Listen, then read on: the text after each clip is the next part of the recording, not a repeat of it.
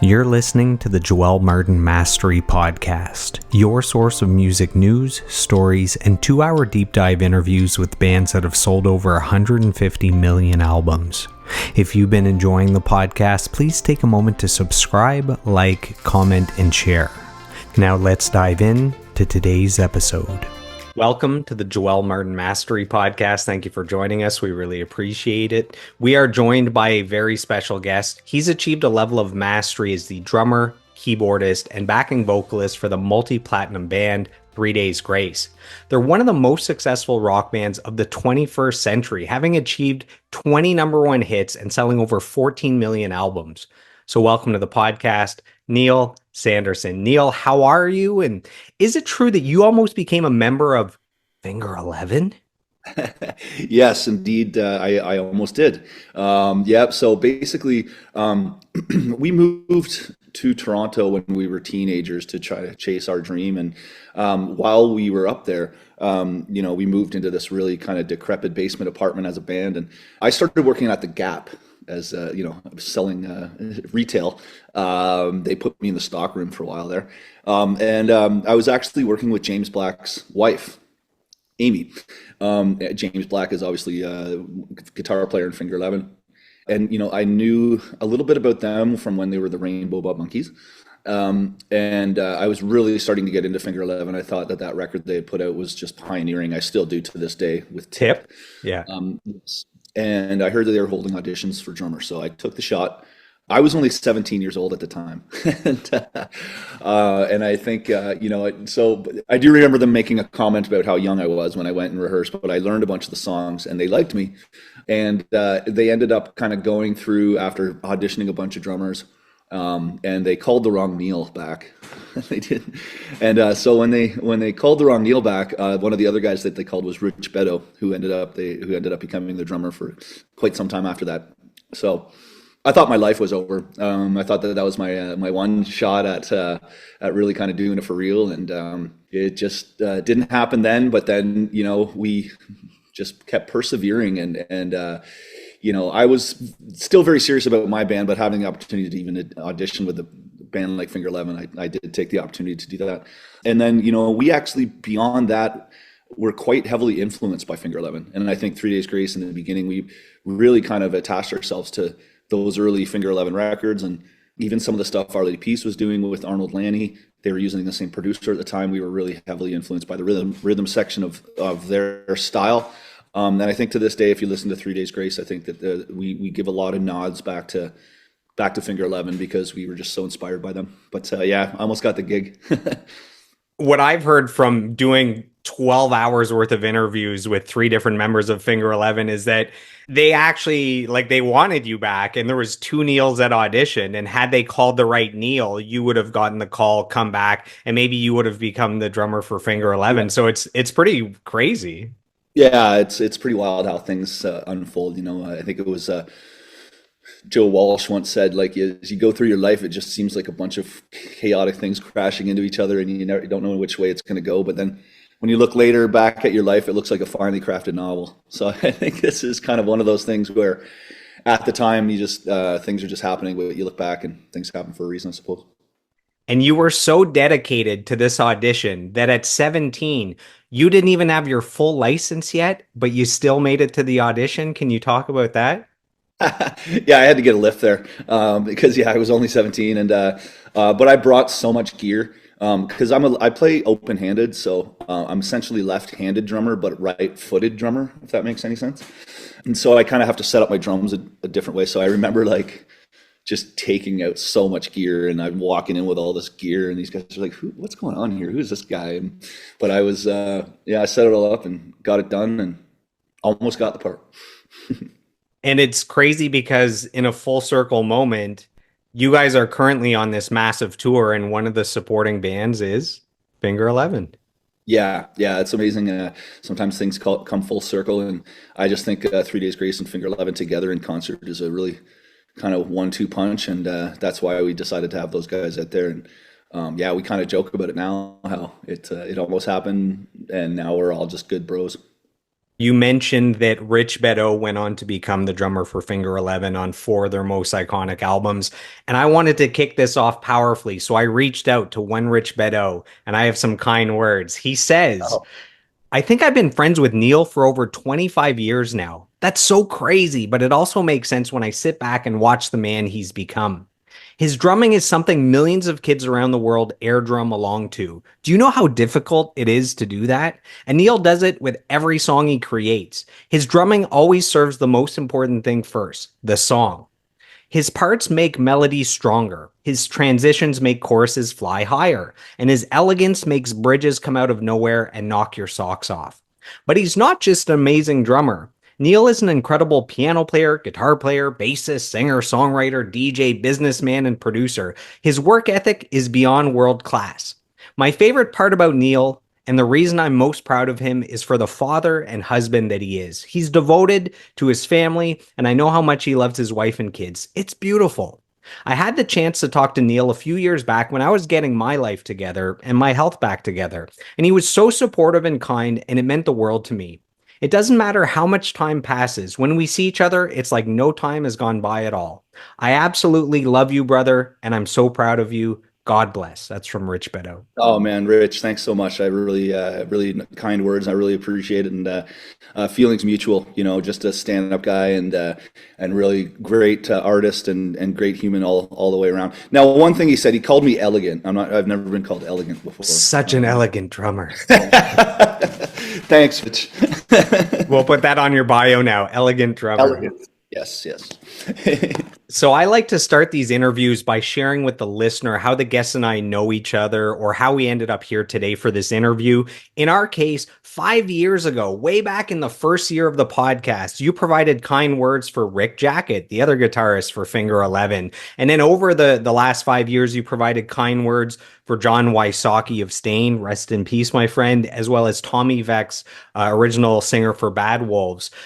And then, once we were in touch, then as a massive 3 Days Grace fan, I asked if you'd like to be a guest, and here we are today. And we have a ton of fan questions from 3 Days Grace fans. I'm going to sprinkle through the interview.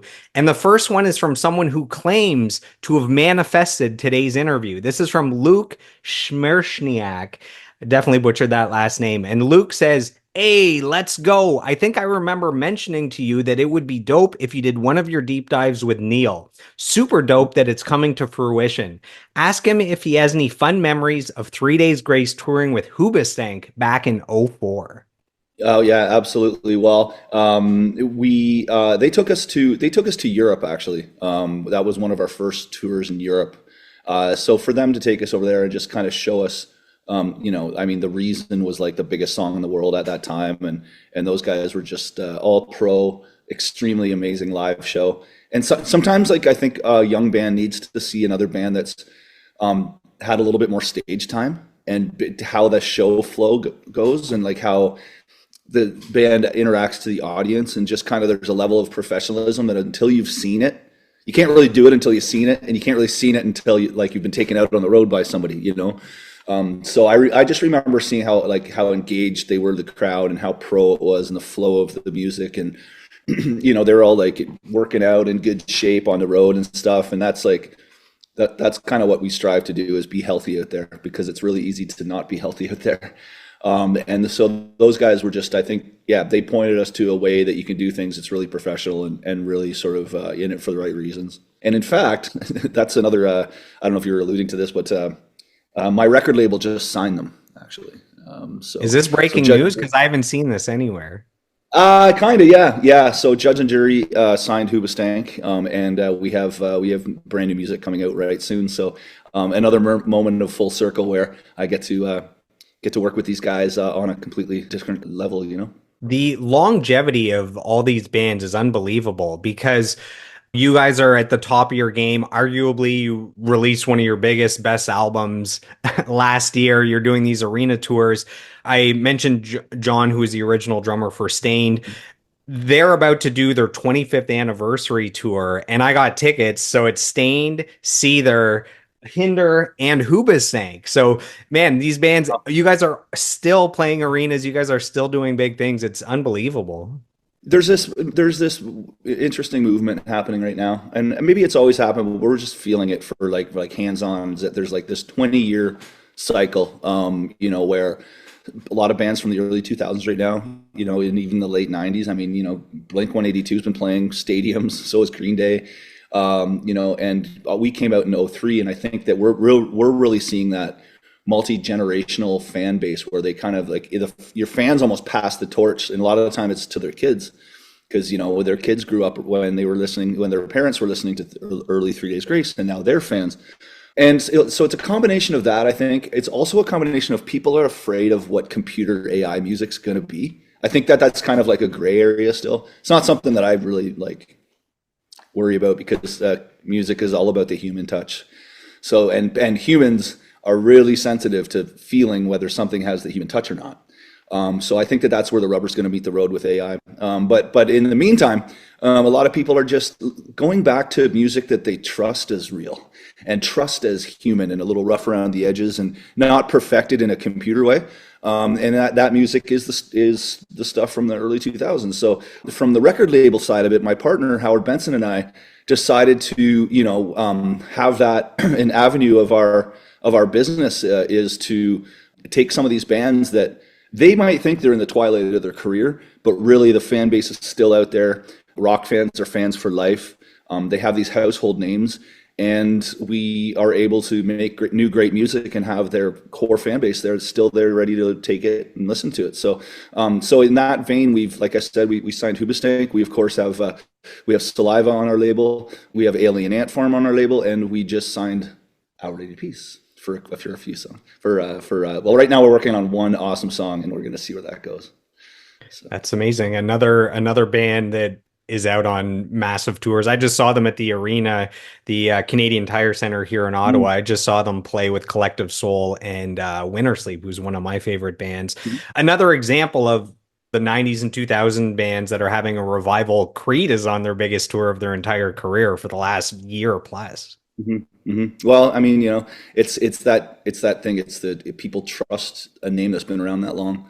They know that you're doing it for the right reasons. It's not coming from some sort of AI brain. And like Howard and I kind of have this thing, like if other people in the industry are going AI, then we're gonna like go OG and sign Flesh and Blood, because that's what people feel like. I think just that human connection with music is just so important, that we're going to make music that is like, yeah, it's a little rough around the edges because it's human. It's not supposed to be perfect. Rock and roll is supposed to be dangerous, and like the origin of the term rock and roll is kind of the notion that before rock and roll came along, music was sort of this boat, this river boat, kind of heading down the river, nice and safe and calm and happy, and all the notes were kind of happy and gleeful music. And then rock and roll came along and literally rocked and rolled that boat to make it feel dangerous.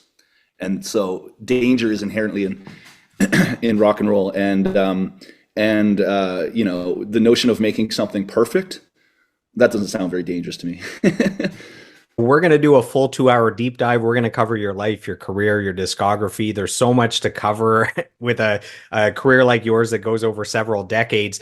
I want to get started all the way back at the beginning. Where does this love of music come from? Is there maybe an earliest musical memory that stands out to you? Sure. My mom was at a garage sale and bought this like little plug-in organ, just because I was just trying to find something that I'd be interested in. I was like literally only like 5 years old, and I got this organ, and I found that I could like listen to anything on the radio and just sit down and kind of play it by ear. And so I had the ear kind of locked in at like a pretty young age, and then I started taking piano lessons to really kind of back it up with theory. So I originally started on piano when I was extremely young. And in grade school, when I got to the 7th grade, my homeroom teacher was also the music teacher. And his wife was actually my piano teacher. So once a week, I would wait after school till he was done. And then I would get a ride with him to his house, and his wife would give me a piano lesson, and then my mom would pick me up after work. So that was once a week. And I always had to wait around while, being a teacher, he had to do teacher things after school. So there was about an hour before we left to go get my piano lesson at his house. And for that hour, he basically told me, as long as I respect all the instruments Like there's certain things, like if you're playing a trumpet, I don't know if you know that there's a spit hole that you need to blow out after you're done. Little things like that, right? But he said, as long as I respect the instruments, I can learn anything I want. And so that in that hour, it was really the drums that I was gravitated towards during that hour, and I was allowed to just experiment with them as long as I treated them with respect. During that time, I taught myself how to play the trumpet. I was, I was really into the glockenspiel actually, because anything that bridges rhythm and melody, like a piano or anything, glockenspiel is like a xylophone, sort of with mallets and stuff. That gives you a visual representation of melody, and I always was attached to that because I find that even if I'm playing guitar or if I'm a songwriter and I like to produce and things like that, if I'm writing a melody or thinking of a melody, I'm picturing the piano keys every time. Even if I'm singing something, I'm picturing what it would physically look like if I played it on piano.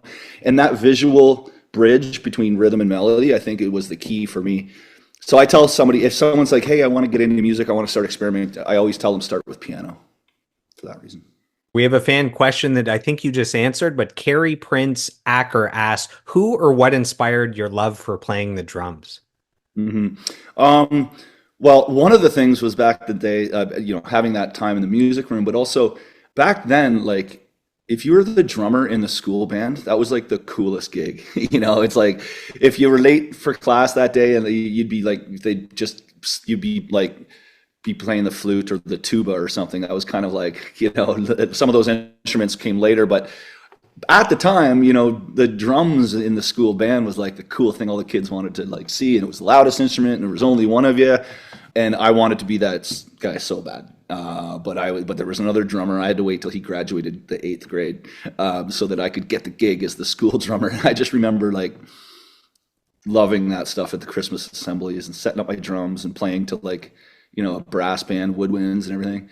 And my music teacher, his name's Murray Carr. I still owe a lot to him as far as enabling me to, experiment like I did. And in the end, I called him, and he's in his late 70s now. And I called him after we had a record go platinum, and I invited him out for a beer in our hometown of Peterborough, Ontario. And I presented him with a 3 Days Grace platinum record and said, thanks for being the one that allowed me to be part of this. So yeah, definitely him. Yeah, I don't know how many teachers receive platinum plaques later on from their students. Yeah, it was pretty cool. It was very cool.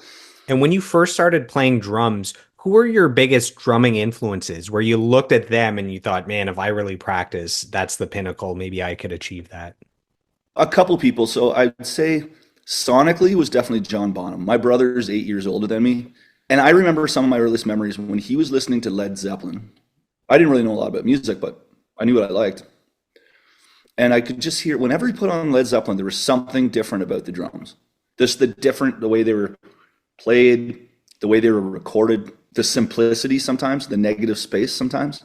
John Bonham really knew when not to play as much as he knew what and when to play. And I just remember that that's when I first really started paying attention to the drums, was listening to Led Zeppelin records. And then, as I got older, I started getting into bands like Tool a lot. And so I still consider Danny Carey to be a huge influence on me. Just the polyrhythms and the pioneering sort of fill ideas that he comes up with, and non-traditional beats, or bringing other musical styles and influence of different rhythms from around the world and bringing them into rock, I think was always super cool. So definitely Danny Carey. I used to say Danny Carey, John Bonham, the two. The crazy time signatures in the Tool songs. Yeah. I love all that stuff. 3 Days Grace, we do some time signature stuff, but our job is to keep people on the dance floor.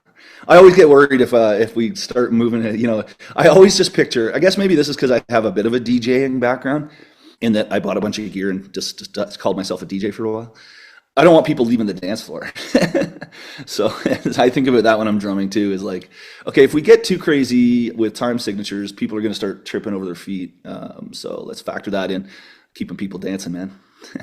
There's a video of Danny Carey playing the song Numa live that's, I don't know, 15 or 17 minutes long. And it went viral. I think it has like 40 million views, where the whole world is watching. It's like a drum cam, so you just see him. And he's playing like 4 different things with each limb where you're like, there's no way a human brain can be able to separate the four limbs to be able to play this. It's just, it's wild. One little test that anybody can do to see if maybe you can, if your limbs can operate independent of each other, is rub your belly and pat your head, then switch, then switch. Now you can't rub your head and pat your belly. That's the rule. How many people are like watching this right now doing, I bet you I can just picture everybody patting their head. But then you got to add something for each foot if you want to be Danny Carey. This is just to get your hands independent of each other, and you got two big limbs underneath you got to have working too. But that's a good test to just see your it's an aptitude test for drumming, I suppose. We have a fan question that mentions what you talked about earlier, the way you set up your drum kit. This is from Morbid North, and the question is, I saw them in concert recently, and I could see that Neil is left-handed, but he sets up his kit for right-handed, and I was wondering if there's a reason for that. There is a reason for that. It was not overly calculated, but I look back at it now, and it goes back to what we were just talking about with the dance floor factor, right? Like keeping people, what do people move to? What do people react to in terms of the rhythm? And the answer is the backbeat. Everyone dances to the 2 and the 4. It's that. That's what people are dancing to. That's the snare drum. That's the most prominent, that's the most important part for me that's the way that I see it. Everybody sees it differently. But that backbeat snare drum is which really kind of moves the people. And my right arm is my strongest arm. Like, I am right-handed. I write with my right. I do golf left, but that's another story. I write with my right. I guess I jab with my left and punch with my right. I'm not a big fighter. The knockouts coming from the right. Exactly. So if the knockouts come from the right, then the backbeat, the part that everyone's dancing to, should come from my right. And this is just for me. I'm not saying this is like should be universally for anybody, but for me, I just figured this is the money shot. Why cross my arms and impede this when I can just be open like this and wow? That's kind of it. That's why, really. And do people call that playing an open stance? Open-handed. Open-handed. Yep. So you're essentially left-handed, right-footed behind a right-handed kit. Do you know any other prominent drummers that play like that? Sure. Some guys just do it just to mix it up, which is pretty wild. Josh Freese, I just saw him play with 9 Inch Nails, and it was amazing, by the way. And I was like side staged. I kind of had an angle to watch Josh from the side, and he just throws open just whenever he wants to. He's pretty, kind of, he can flip flop and ambidextrous, I guess. Dom Famularo, who passed away, but I really liked Dom. He was an amazing drum teacher, but he kind of taught it from the spiritual side. Like, apparently some drum retreats that you go on with him, you don't even touch the drums for the first 2 days. It's about just the mental space of, rhythm and peace and patience and timing and musicality. And he always did it with a big smile on his face. He actually wrote a book about open-handed drumming. And that was kind of cool because I really respected him, and it was sort of like it would like legitimize what I was doing, and I didn't feel so much like an outsider. Was it like the benefits of doing it like that? Yeah, just the nuances and how one of the tricky things I find is that what's great is that everything is on YouTube now, so you can, if you want to break down any sort of crazy tricky fill that sounds like a machine gun going off, you can slow it down, really get the mechanics behind it. But because I'm open-handed, it's almost like I have to flip my head upside down or kind of think of it like a mirror. So when I'm seeing somebody play it and coming into something fast, they're generally leading with the right hand. And a lot of times in fills, I'll lead with my left because I'm coming out with my left. So you can imagine how you kind of have to turn the idea upside down on its head to really benefit from it from an open-handed stance. But I'm working on it. It's kind of funny. My son, he's 16, and he's got all the same habits as me. Open-handed drumming. He twirls the drumstick too much. Let's see what else. Just from osmosis of being around you and your drumming. Watching me. Oh yeah. Well, when he was a kid, he would lock him. He'd go into his bedroom and he wouldn't want anybody to see because he was in there basically pretending that he was me. When he'd watch all our concerts on YouTube, and basically just kind of mimic me, and that was he was imagining in his room. And you'd open up the door. He's like, "Get out of here! I'm jamming." Like you caught him doing something bad. Yeah, he's just up there pretending he's in 3 Days Grace, so which is pretty neat. He's my, well, I shouldn't say mini me. He's 6'2" at 16. But he actually just got up with 3 Days Grace. He performed with us for two of our hometown shows just recently, and that was pretty great.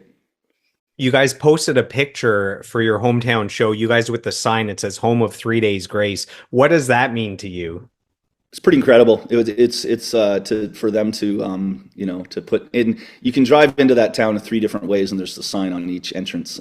Very humbling. I'm actually building a house out there next year, so it's like we're slowly moving back to the middle of nowhere. Like, we travel the world. We're in so many cities and so many airports that I've decided I want to live in the woods. And and yeah, so kind of pretty decent street cred. When your uncles and stuff are driving through the town, they're like, your band is on the actual town sign now. It's a bit of a flex, which is cool. But I'm a humble guy. You mentioned that you had worked with James Black's wife at the Gap, Mm, and there's another chance encounter at a place of occupation. And I have kind words from Trevor McNevin from Thousand Foot Crutch, FM Static. And you also worked with him when you were just a teenager, which is so crazy that both of you guys went on to sell millions of albums. And here's what Trevor has to say. He says, I met Neil when we were 15 years old working at McDonald's in our hometown. We quickly became friends, connecting over our mutual love for music and creating it. He was in a band called Groundswell at the time, and I still remember him coming into the McDonald's change room before a shift and asking me what I thought of the name 3 Days Grace. Neil's always been a great musician overall, whether he's playing guitar, piano, key singing, or whatever was around. We rented a house together with a few other friends in the early days with a basement full of instruments. So when the businesses shut down at 5, we could make as much noise as we wanted. And we did. mm. He helped me out by drumming on my oddball record the year before I started Thousand Foot Crutch. And we had a blast playing a lot of local shows together and keeping in touch through the beginning seasons of each of our careers. It's been incredible seeing him and the band do what they've been able to do from then until now, and none of it surprises me. They've always been a great band. Neil was then and still is one of my favorite rock drummers. He's a gifted songwriter who's worked his butt off to get to where he is, and he deserves every inch of the success he's received. They all do. We remain friends to this day and have seen each other through the highs and the lows. Neil's a great dad and has an amazing family. His laugh is infectious and he can light up a room. I'm grateful for our friendship, and I think his best years are still ahead of him. Cheers, buddy. Love ya. T. That's from Trevor McNevin. That means a lot. He was, yes, we worked at McDonald's together. We actually worked at a restaurant as servers together. He didn't work there as a server that long, which is another story. I think it involved spilling coffee on some old ladies or something. But Trevor is definitely one of my best friends. He was there when my mother was sick, and like he was at her bedside and stuff. And my mom, she was a Christian, and I think that just those times that really meant a lot to me to have him there as support, even to talk to her as well. And back then we were 20 years old, so that just shows what kind of character he is. At 20, he was supporting my mother in her final days. It's like that means heck of a lot to me, and still to this day, we hang out, we work together, on music. I mean, he and I put out that song Euphoria together, Judge and Jury and Trevor, and that's fans love that song. So it's just again, it's like we look back at it now, and I mean, time flies, but the relationship sustains, and yeah, it's great to have him in my life. We have a fan question from Rachel Blacquier. She was just at your concert in Moncton, New Brunswick. She says, you're so freaking awesome. The entire band is. Your songs have helped me through some dark times, so I'm forever grateful. Like, seriously powerful stuff. At what age did you know you were going to become a professional drummer? As far as professional, it was, I remember the night, we were, again, in Toronto, living in this apartment. We were, a couple of us were going to college and balancing all of that stuff, and our like part-time jobs in Toronto and everything. And we were, we were kind of, it was decision-making time, who was going to go and off to college, because I was commuting from Peterborough to Toronto to, be up there for the band and then go to school in Peterborough. So it was a bit crazy, and we were kind of almost ready to like just move and continue on our careers. And we were in the studio one late night in Toronto, and we were working with a producer, and he said to us, you've got a great bunch of material here. We weren't signed or anything yet. He said, but I think there's the song that's not written yet that's still in there somewhere, guys. Let's get it out. And it's just like, how direct can we be? We're trying to say all these things. Maybe this song kind of says it, but it's beating around the bush. How do we just dagger to the heart and just say it like it is? Like, but we were also kind of thinking about people in our lives that are like, toxic, but they tend to hang around, or you tend to keep them around for whatever reason, or it's not just people, but behaviors, something that's holding you back, pulling you down, or is going to kill you in the end. And somehow you keep inviting it back into your life. So we kind of said, like, what's the worst thing? How do you confront that? It's like, I hate you. It's like, well, can we make it any more intense than that? It's like, I hate everything about you. And it's like, okay, well, that's pretty dismal. Like how are, any of our sensitive fans going to react to just saying that? It needs to introduce like some sort of like pull that's bringing you back. And like, there's something about me that still loves you. And it's like, well, how does that sing? I don't know how that sings. But so we came up with, I hate everything about you. Why do I love you? And Adam just got up, walked into the vocal booth, sang that part in one take.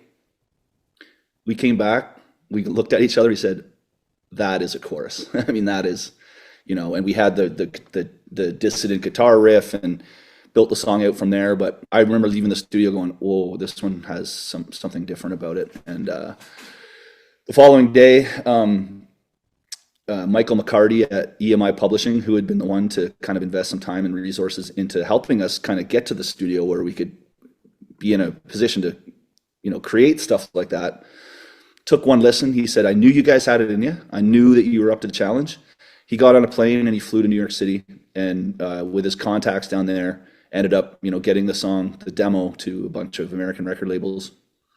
And then we had like American record labels flying up from New York City to actually see us in it. Like, we had to put these showcase shows together, somewhere in Peterborough, somewhere in Toronto, just any stage that we could get on, and get all of our friends to come out, so it looked like we have a following, and try to crush it in front of these like American record labels. It was a pretty nerve-wracking time, not knowing, and it's all so fresh, and you're going up on stage, and you're really playing for your life in a way.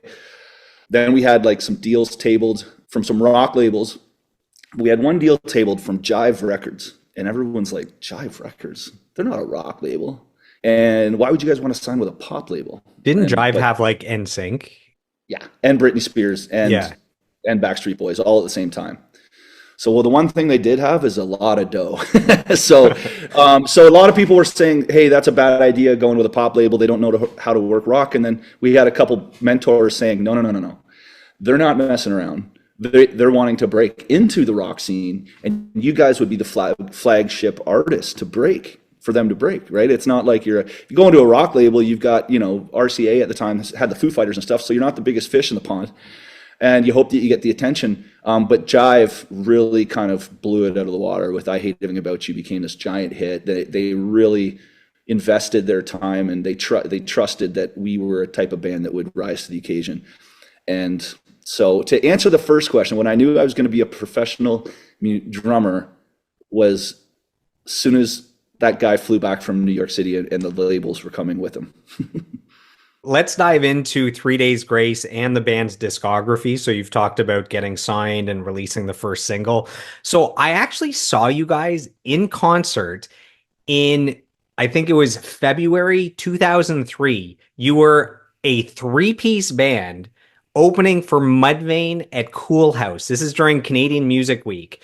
And I remember it vividly. And 2 months later, you release I Hate Everything About You, followed by the album, and you've never looked back over the last 23 years. So that's how early I've seen you guys, and I've seen you a bunch, the latest time being 2022 at Blues Fest here in Ottawa. So do you have any memory of those early shows and what the music scene looked like back then, 2003, just before you guys take over? I definitely do remember that Mudvayne tour because back then, Mudvayne, their crowd was the type of crowd that would hate every opening band. anyone except for Mudvayne.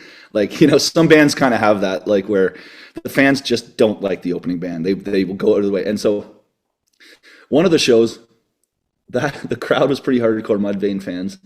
About half the crowd, and they're all like covered in fake blood, like with coveralls on and stuff. And like a third of the crowd turned their back to us with their middle fingers like this. We're playing going, what is this?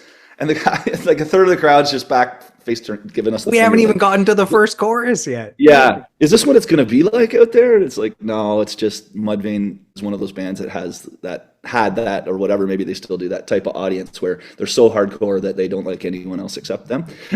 So, yeah, that was like that at first, was a bit tough. I think we didn't expect that, but then we didn't have any music on the radio yet. So once I Hear Everything About You came out, it was like that kind of changed where suddenly we were somewhat bona fide and people weren't giving us the finger quite as much, I suppose. One memory I have from that show is with you guys as a trio. Adam was guitar and vocals, and he would take his guitar like a shotgun and he would kind of shoot people in the crowd. I don't know if you remember him ever doing that. Oh yeah. Yeah, no, absolutely. Adam used to climb when we played festivals. He would climb up the sky, like the stage to the top and stuff. And I'm just sitting there behind the drums, going, "Oh my god!" Just One a of these madman. days. Yeah, yeah, yeah. Now we're a little more mature. Now we don't do a lot of like scaling buildings and stuff like we used to. But yeah, I mean, it's always been about the live show for us, just the entertainment factor and keeping it again rough around the edges, man. Keeping it dangerous. That's what it's all about. Do you think that having to play for tougher crowds like the Mudvayne fans help you to really cut your teeth and appreciate the shows where you don't have to win people over like that from the start? Yeah, I'm sure. I mean, we didn't really have too much more of that, I suppose. I guess really some of the times well, today, like metal fans are a lot more open-minded to a band that's maybe not like super screaming metal all the time, because we're not.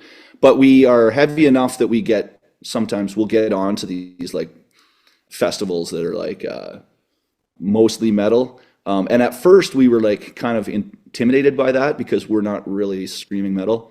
But what you realize at these festivals is that if there's like just raging metal all day, sometimes the crowd wants to just like sing along to a band, and we were lucky enough to have the radio songs and the sing along ability. Is sing along ability a word? It is now. It is now, yeah.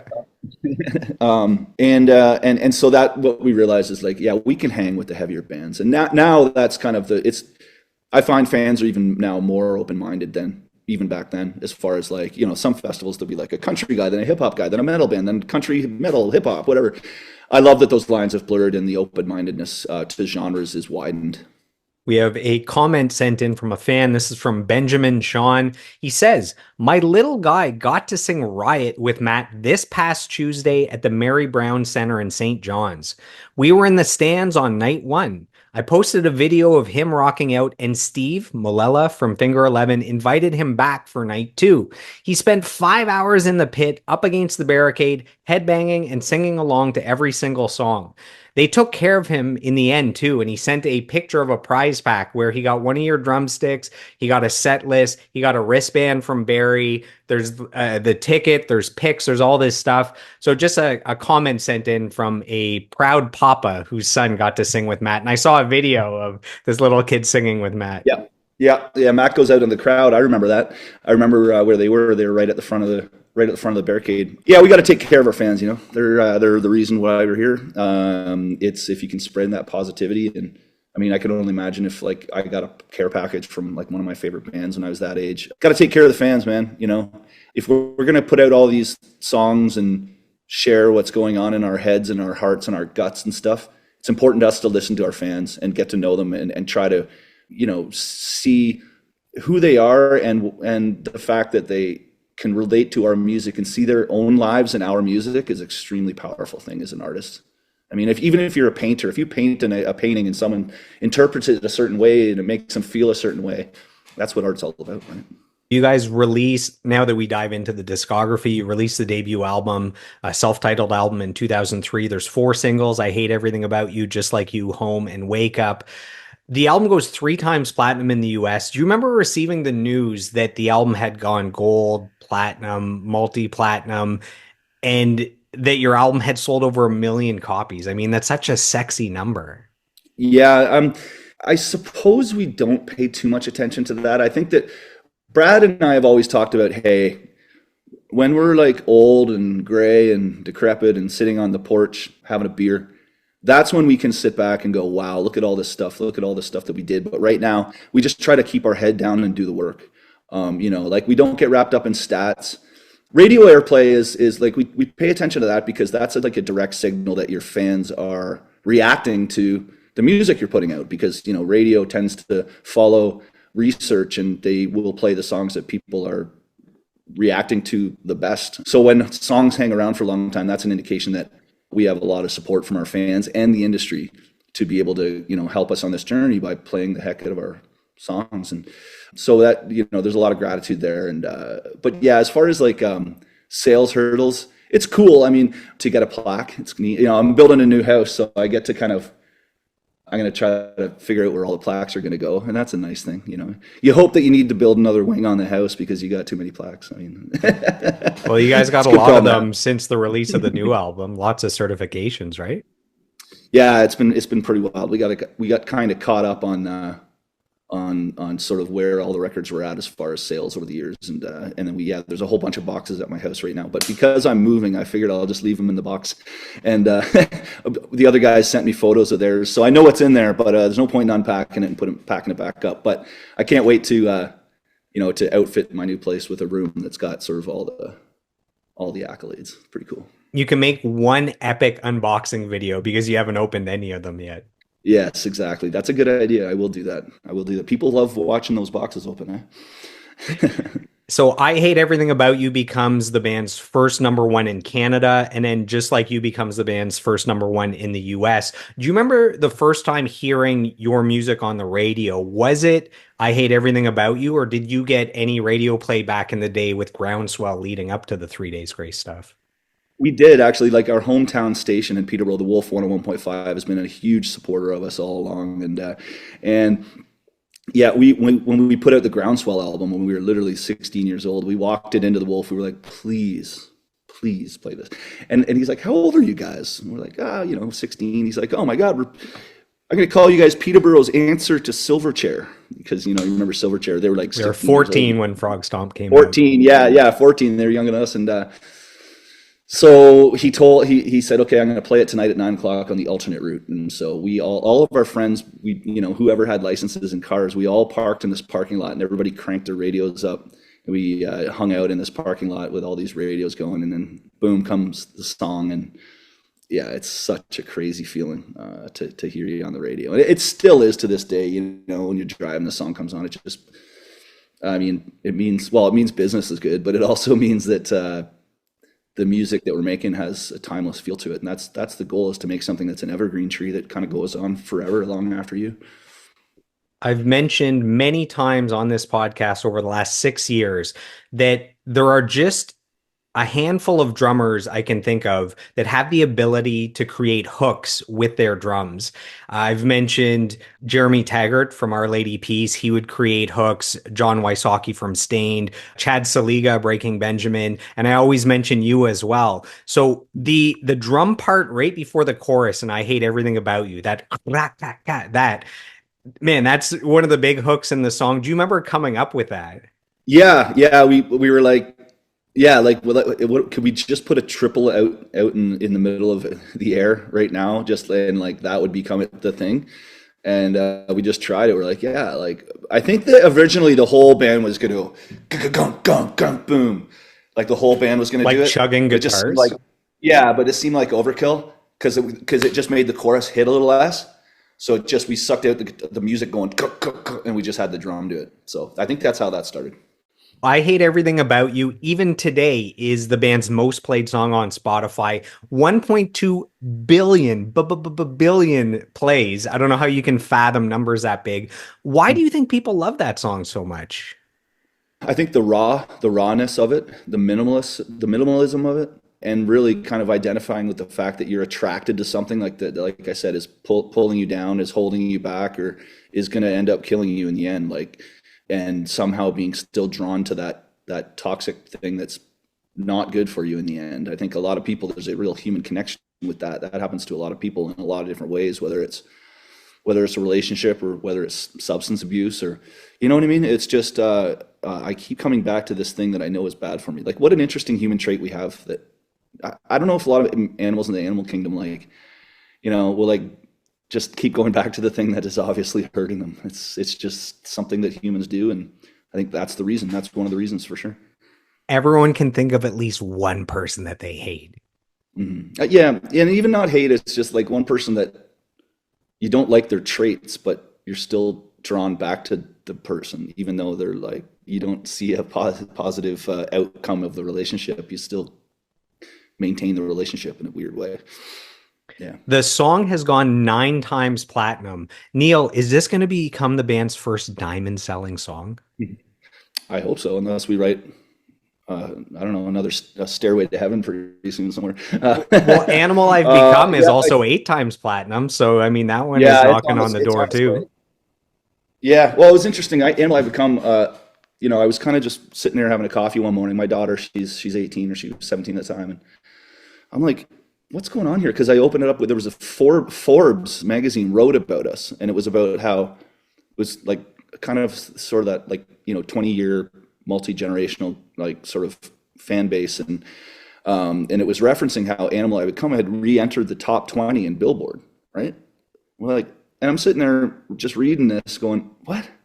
Animal I Become is in the top 20 Billboard right now? And my daughter was just sitting in the next room. She goes, oh yeah, Daddy, it's because it's trending right now as like people's top workout song.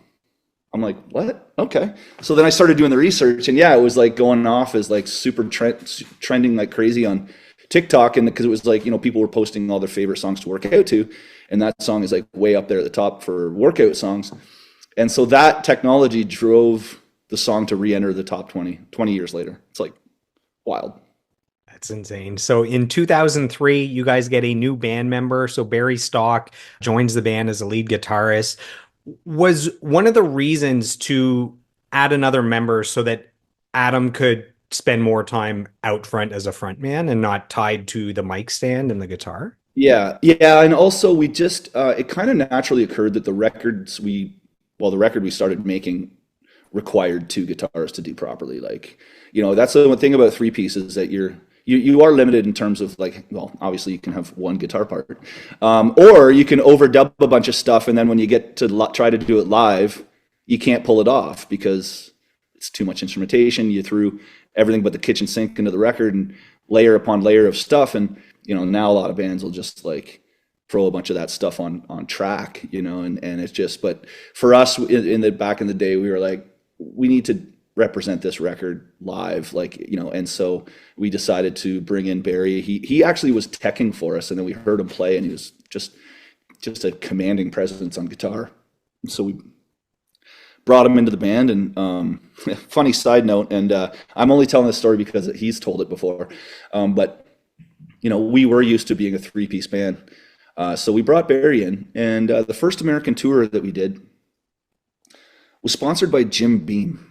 Okay, let's start with that. All right, so I like the setup here. Yeah, so the first night of the show is in Cleveland. We were a 4-piece band.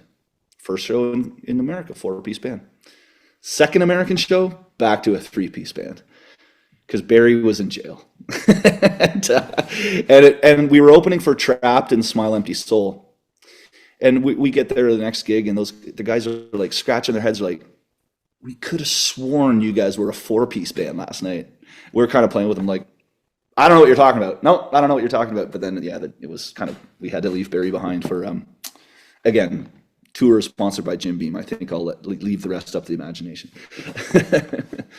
Fans know Matt Walst as the singer that comes in a few albums in. But as I go through the credits, even on this debut album, Matt is there as a songwriter. Can you talk about him being essentially a part of the band from the start here? Yeah. I mean, as people probably know, Matt is our bass player Brad's younger brother.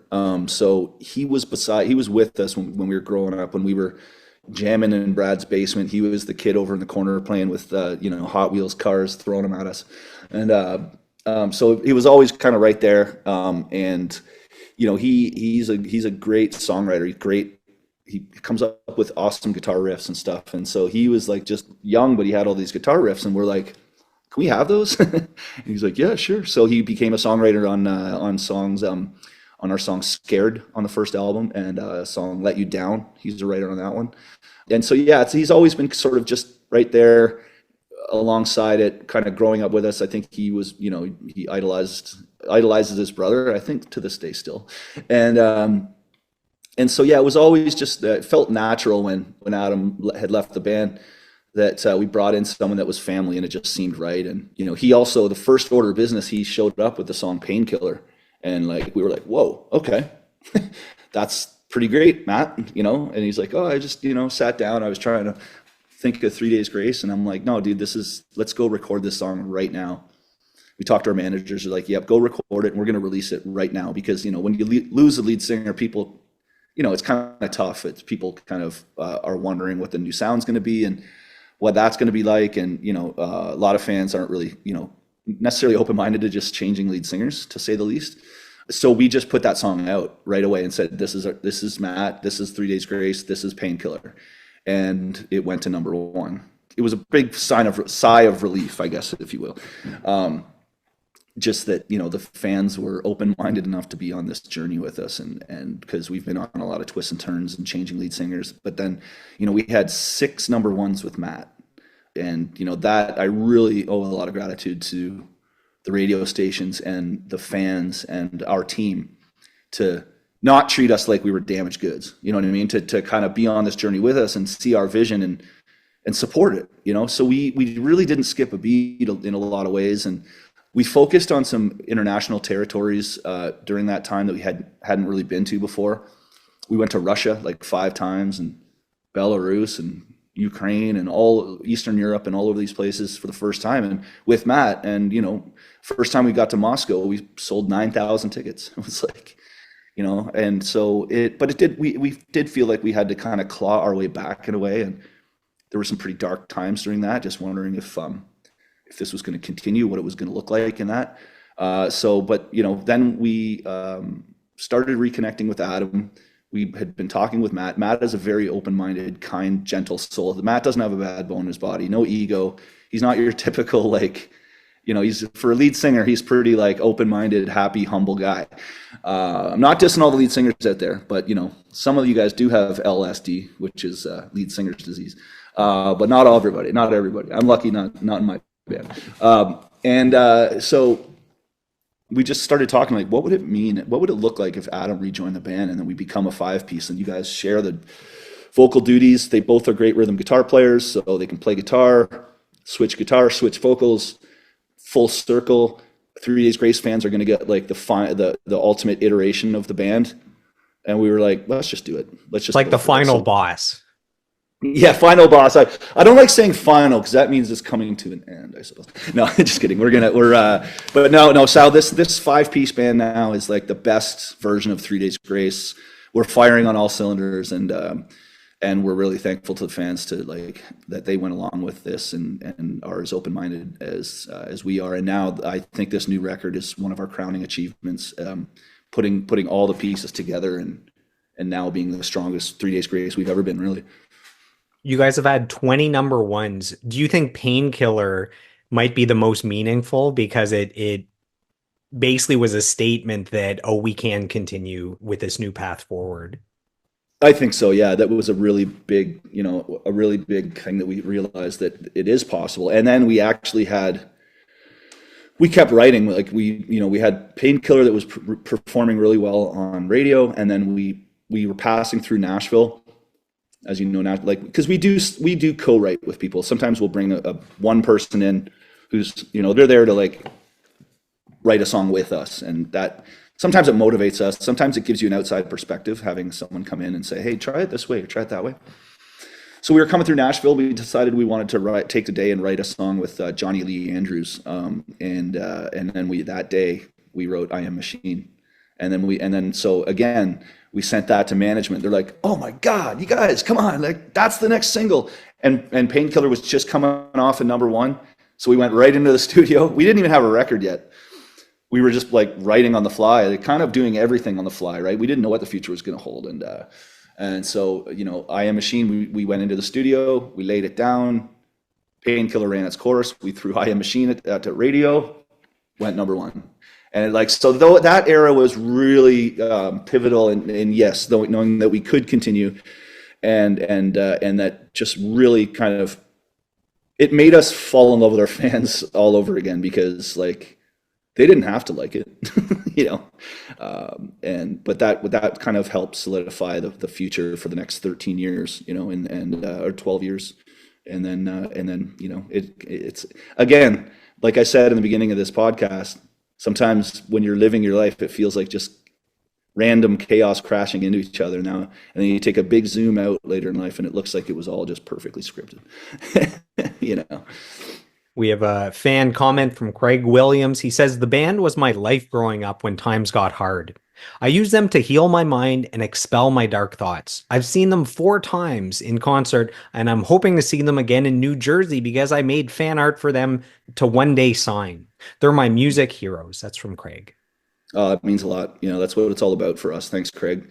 Yeah, like I said, if we can make people feel something, or make people feel like not alone in what they're thinking. We get that a lot from fans. They say, "Hey, I thought I was the only person that was kind of feeling this way. And then I heard the song lyrics to that song, and it exactly describes the thing that I thought I was feeling and being alone about." And that's got power because it just makes people feel like they're not isolated, I suppose. In 2006, you guys released the follow-up album, 1X. There's 4 singles: Animal I've Become, Pain, Never Too Late, Riot. To me, all 4 sound like hit singles. Did you guys feel pressure to follow up the massive success of the debut album? A little bit. But at the time, it's funny, when you're kind of that age and you're just doing your thing, I remember like not worrying about it too much. We kind of knew that we were gonna win. I think, like, I just felt like there wasn't a lot of doubt back then. Maybe it's just kind of, you're doing what you love and you've got momentum. And Adam and I were talking about this recently. Like, we didn't think that, oh man, what's our backup plan if this doesn't work? We didn't think of that a lot. We did when it came to time to, consider college and stuff. But then that's when we brought in Howard Benson to start producing us with that record. And so we got down to LA and it was very structured. We had really had most of the songs already written, and just to go in with Howard's process, it was like we got going, we knew what we had early on, and it was just total pro, and it gave it the sound, that record kind of jumps out of the speakers if you listen to it. It's just like wham. And that was just using a new production team and being on a high from the first album and being able to capture that, and so get past the one-hit wonder phase. So that's good. Here we are. The album sells over 5 million copies. 3 of the songs go to number 1. All the singles went multi-platinum. Can you describe what your life was like at the very peak? Almost no one will know what it's like to have that much success in an album. Well, I was gone a lot, so like just traveling like crazy. One thing that did happen though is I had just bought my first house in Toronto, and we were playing, I believe it was New Jersey or New York City, and so rewind about 8 months, we played a gig, and a stick flew out of my hand. Just kind of slipped, I'm a sweaty guy when I'm playing, so now I tape my sticks, but it flew out of my hand. Normally it kind of bounces and does like this off the cymbals, but this one was like an arrow line drive. And I remember just hearing the news that it hit somebody, and one of the fans, and it basically just missed their eyeball, but it hit them here and cut them like this, like that. And so I had kind of forgot about it. 8 months goes by, and I'm just bought my first house. And my manager calls with the lawyer on the phone, like, you want the bad news or the worst news? I'm like, what? Not even know. I'm like, give me the bad news. You're being sued. I'm like, okay. She's like, you're listed personally. The band is listed. The promoter, the venue, the agent, everybody's being sued. for $5 million. I'm like, what? She's like, do you remember 8 months ago this somebody got hit with a stick? Turns out that person is a really high profile actor in Japanese cinema. Makes $1 million a film, has a gnarly scar now, can't, suing you for lost career or whatever. And I'm like, okay, what's the worst news? And the lawyer pipes up and says, I'm reading your insurance policy right now, and I'm reading a clause that says it doesn't cover projectiles coming off stage. So I'm like, okay, so, and he's like, we might be on the hook for this. Insurance isn't going to cover it. The promoter already sent a message saying if they get sued, they're going to have to countersue us for their losses. I remember pulled over. I think I started crying, actually. I'm a sensitive guy sometimes. And I thought my life was over, just bought my first house and I'm being sued for millions of dollars. So I get home, kind of just freaking out. Phone rings again, and it's my lawyer. He says, I got great news.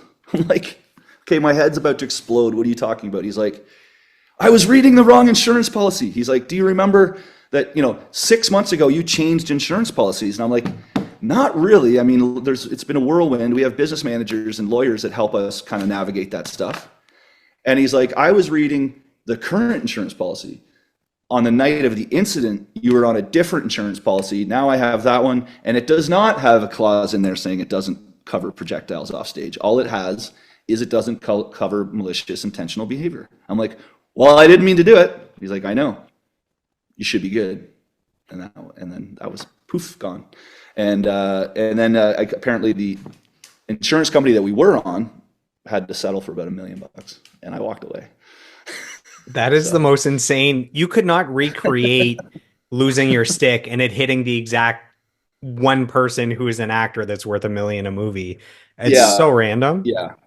It was so random. So now I don't whip sticks out of the, anybody that chucks stuff into the crowd, you're kind of asking for it, like in this day and age with like ambulance chasing lawyers and stuff like that.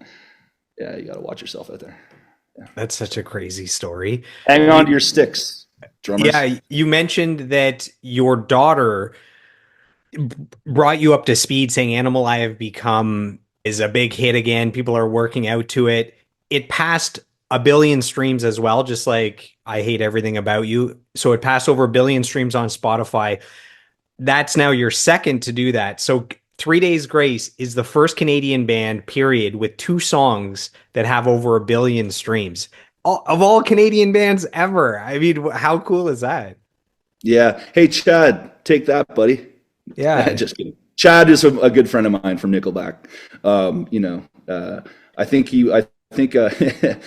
we had and Matt and Chad are really good friends. Matt and our band, and Matt, and we're playful with them and stuff. And then Matt sent Chad a message saying, "Hey man, check out this stat." I think it might have been that stat. We're the first band with over 2 songs over 1 billion. And Chad replied, "One thing you'll never catch up to is my bank account."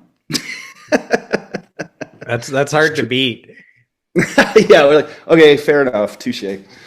Well, Matt and Chad go back to the My Darkest Days, right? The porn star dancing where he was on it in the video. Yeah, that video, porn star dance. We're playing porn star dancing right now on live on stage.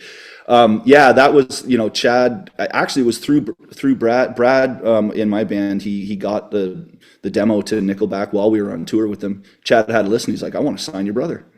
So he signed Matt in My Darkest Days, and Porn Star Dancing was a huge hit. It had like Ludacris on it, had Zach Wilde on it, and Chad Kroeger on it, and but my favorite song was the single off the second album, which was called Casual Sex.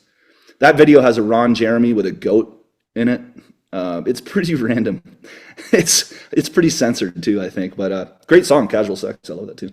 But yeah, when we play a little snippet of Porn Star Dancing live on stage right now. As soon as we kick into that song, the crowd goes nuts. It feels like that's another song that's having a resurgence now. Yeah, man, it's a good wholesome stripper song. Rockfeed is always talking about that song, just like they're always talking about Crossfade. Crossfade, so. Yeah. That guy, those guys are doing really well. He's doing really well for himself. Rockfeed, really proud of him. This episode has been brought to you by the Women in the Music Industry podcast. It's hosted by music producer Rob Wells, who has worked with global superstars like Justin Bieber, Ariana Grande, and Selena Gomez. Through his 1-hour interviews, he shines a spotlight on the remarkable women who are breaking barriers and making their mark in the music industry. Some of his notable guests include Morgan Lander of the multi-million selling metal band Kitty, and Pam Shane, who co-wrote Genie in a Bottle for Christina Aguilera. If you're a fan of the Joel Martin Mastery podcast, you'll love the Women in the Music Industry podcast, which is available on all platforms. I owned the first three Days Grace albums. I used to play 1X all the time. It's such a solid album. It's so good. And I saw you guys in 2008, so June 22nd at Heavy Montreal.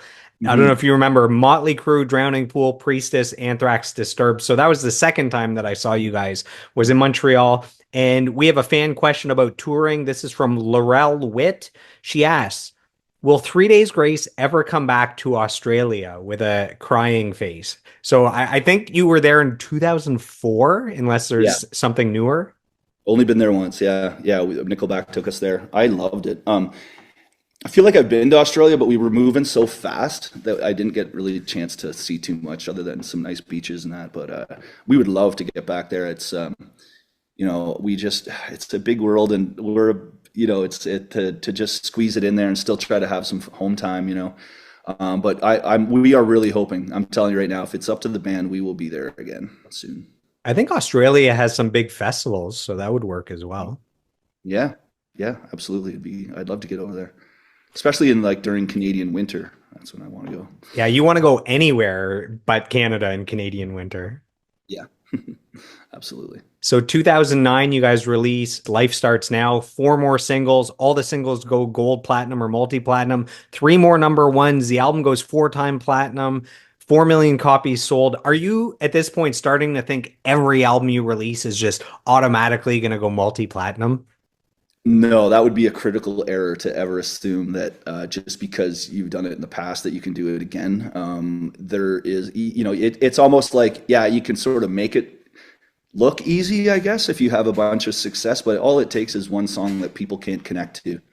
And they're not just going to play that song just because you're you. It's got to be, you know what I mean? Like, I think every song is like our baby. It's like really crafted but when I say that, it's like crafted, but you got to do it in such a way where you don't overthink it in a way, or you don't we call it overcooking it, where the original thing that we were high-fiving about, then we've made so many tweaks to it just because and then you start doubting yourself.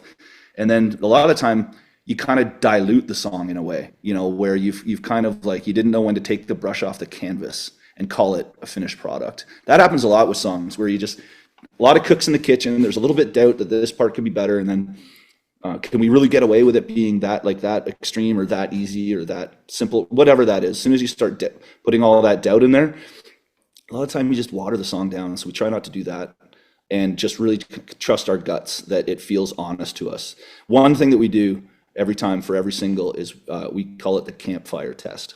Not just singles, every song we put on the record. In the campfire test, I've got folders that say CFT everywhere from 20 years ago, that if it's a great song, it will translate to 1 acoustic guitar and 1 vocal.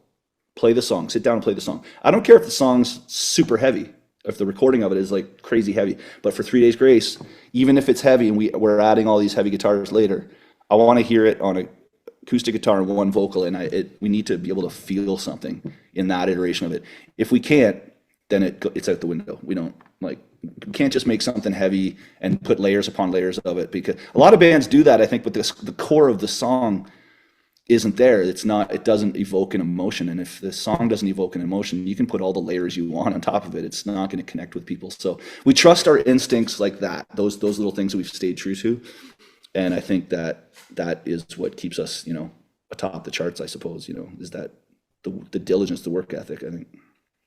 So I went back, I listened to the entire discography with a good pair of headphones to prepare for this interview. And after listening to the first two albums, getting to the third album, it felt like there was a new sense of maturity that you guys were kind of working with a different sonic palette. Did you feel like there was a big change between the first two albums and then the third one? Yeah, we made a conscious effort to kind of go on a tangent with the drum tones on the third album. We were recording in Brian Adams' studio, The Warehouse in Vancouver. It's just like, got a huge live room. So we kind of captured the live room of the drums a little more. So the drums are a little more open throttle, and really we didn't want to like. Not that we did on the first two records, but we were just really careful when we're adding layers of things. You know, like. If you listen to Tool records, there's like one guitar part, bass, vocals, drums. That's it. Yet it sounds gigantic. Same thing with Led Zeppelin. One guitar, bass, vocals, drums.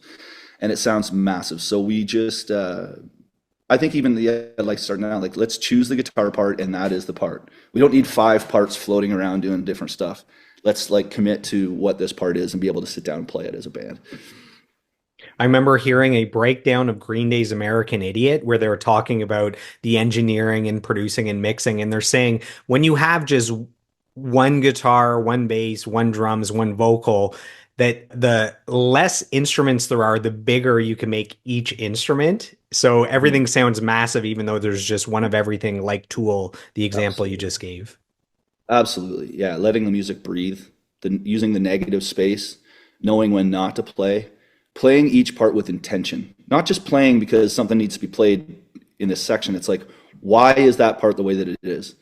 These are all things that we think about, but again, like I just said, without overthinking it. You know what I mean? It's kind of a fine balance there, but and then again, overthinking it 9 times out of 10, you find that less is more. You mentioned the drums on this album. Is the song Bitter Taste the most fun song to play in the entire 3 Days Grace discography? It is. I just decided, like, just the end of it, like, I just put as many fills as I possibly could in it. But then, you know, I had to make a compromise with the band. They're like, you got to take one of those fills out. So there's one fill that just goes, like that. And just, it's like, a okay, head fake. You think something's coming. Yeah, exactly. So yeah, that song's really fun to play. So in 2010, you guys toured with Breaking Benjamin and Chevelle. Those are 2 of my all-time favorite bands, up there with 3 Days Grace. Do you have any stories about either of those bands, spending time with them or with the members? And I know that since then you've done other tours and other shows with those bands.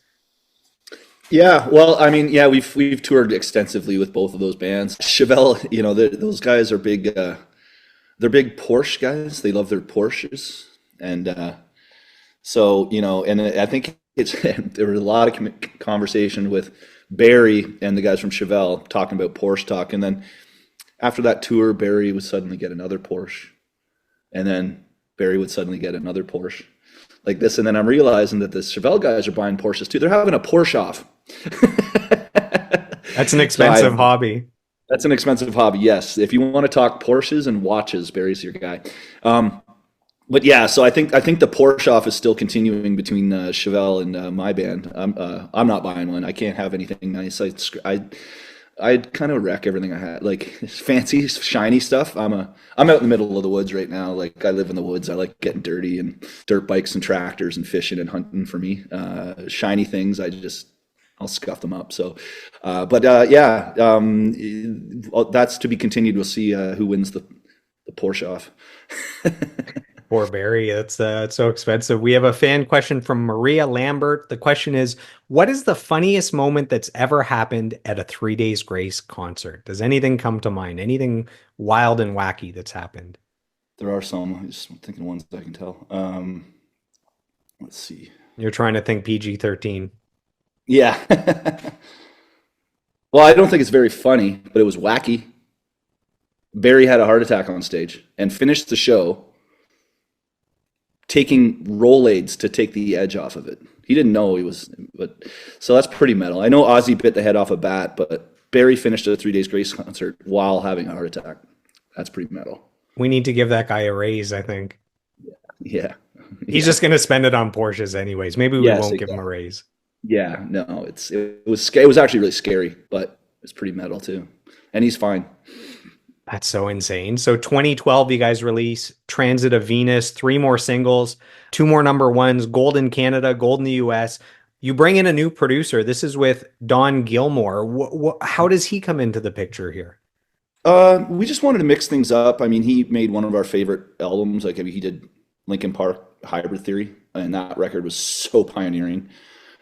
We thought that he must be able to, like, there must be something there, like maybe because it's all about the song for us. Recording is pretty straightforward. You know, you get the sound you want, you can experiment with what you want as long as the song is already written. I don't like going into the studio and sitting around trying to come up with like fresh ideas in the studio. I like having the ability to, or the ability to tweak something and change it and make it better, or brainstorm. But I like to go in there knowing exactly mainly what we're putting down. So, you know, and we did that with Don. We rented a house down in Miami for a bit and just like wrote some songs down there. 2012 was it was an interesting year for a lot of reasons. I mean, this is, you know, we didn't know it yet, but Adam was just about to leave the band, right after that record came out. And, I think I was super into Skrillex at the time, and like Dubstep, some of maybe. the Excision, like yeah, I used to put on Excision and snowboard, and just like dubstep and snowboarding down a mountain is like still one of my favorite things to do. Although I don't snowboard much anymore because I tend to hurt myself. But anyway, so I was really into like some of the early dubstep stuff. I know Skrillex. Some people will be like, "Oh, Skrillex isn't really dubstep." You know what I mean? He was like the face of dubstep. Yeah. So if you listen to that record, you can hear a lot of EDM. You can hear a lot of LFO, which is low frequency oscillation, which is like if you hear the big swells and dubstep, wow, wow, wow, wow.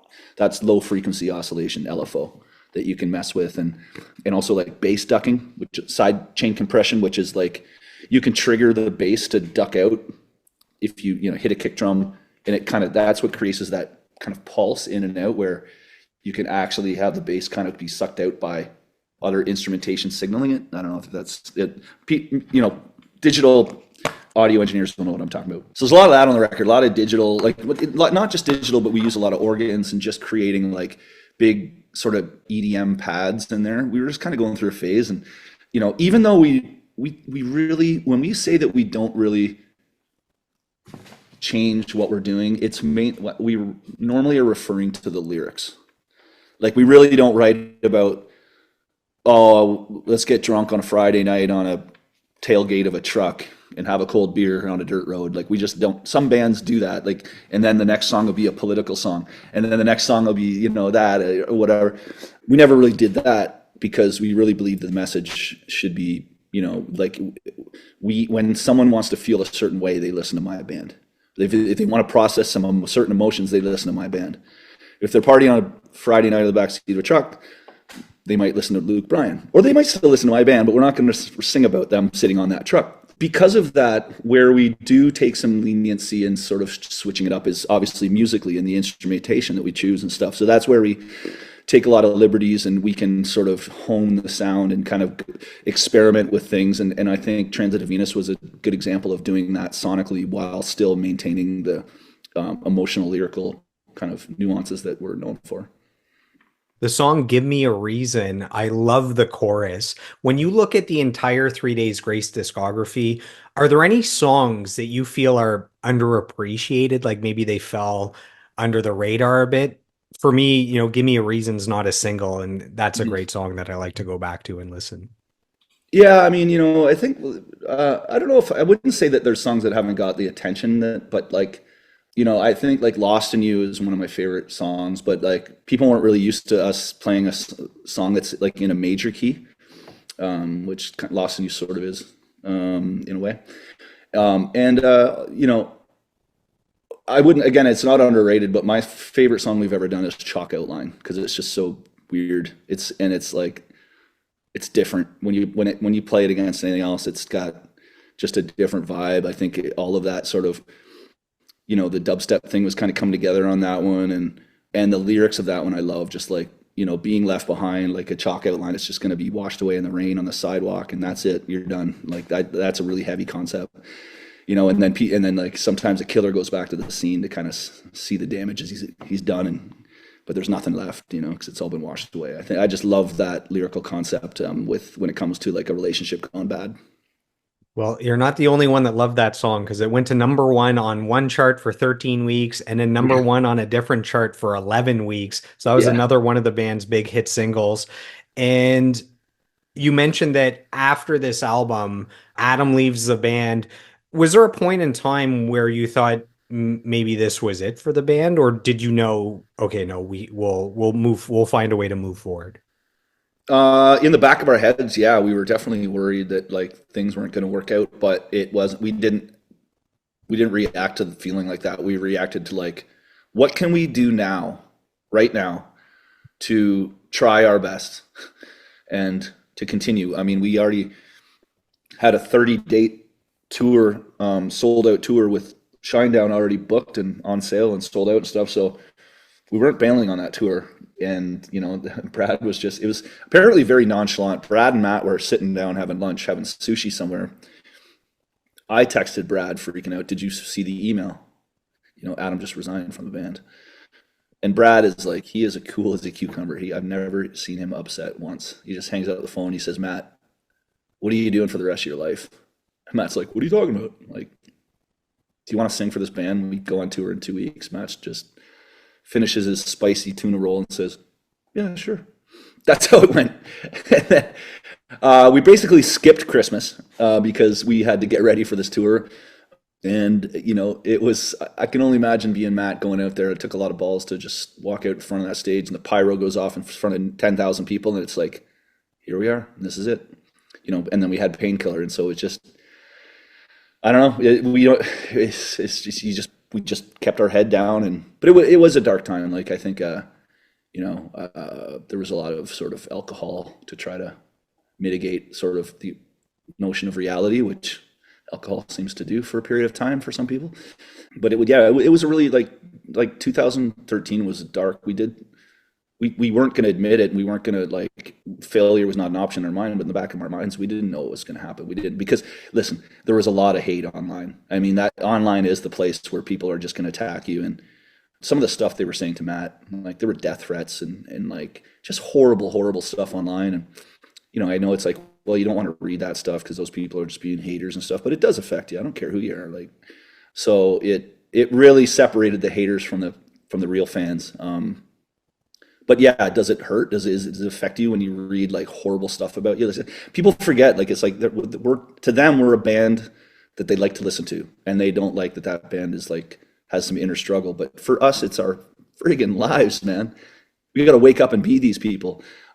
So it was just, yeah, the online stuff was pretty tough, but you get past that and you realize who these people are. They're going to hate on anything you do. Like, what's kind of funny is that, like, I'm not a big like vengeful guy, but it's just like, I imagine those people when Adam rejoined the band and now we have both singers. It's like, what are they going to hate on now? But then you think about it, like, they're going to find something to hate on because it's in their nature. So whatever. Yeah. In 2015, you guys released the album Human. This is the first album with Matt on vocals. There's four more singles. You've mentioned Painkiller and I Am Machine. Painkiller, I Am Machine, platinum, double platinum. Album goes gold in the US, gold in Canada, two more number ones. And I have some kind words sent in from Matt Walst himself. And Matt says, Oh, Patty. Neil as a musician is not only drums, he can play everything. Killer songwriter. In 3 Days Grace, he is our goalkeeper and backbone. It's an honor to call him a friend and to learn from his musical gifts. So that's from Matt. That's awesome. I paid him $30 Canadian to say that. Canadian, Thanks, buddy. that's like nothing Yeah, US. that's like $22. Anyway, yeah, that's really sweet. Matt's one of my best friends. We're family. We're super tight. I think he's just one of the sweetest guys I've ever known, and to be sharing a bus and a stage with him is pretty great. He lives like 5 minutes away from here, so I'll probably see him shortly. Yeah. You'll give him the $30 Canadian. We have a fan question from Melanie Ward. She says, about the upcoming run in Europe, is there anywhere particular he's looking forward to seeing or doing while there? Absolutely. We've never been to Greece. We've never been to Turkey.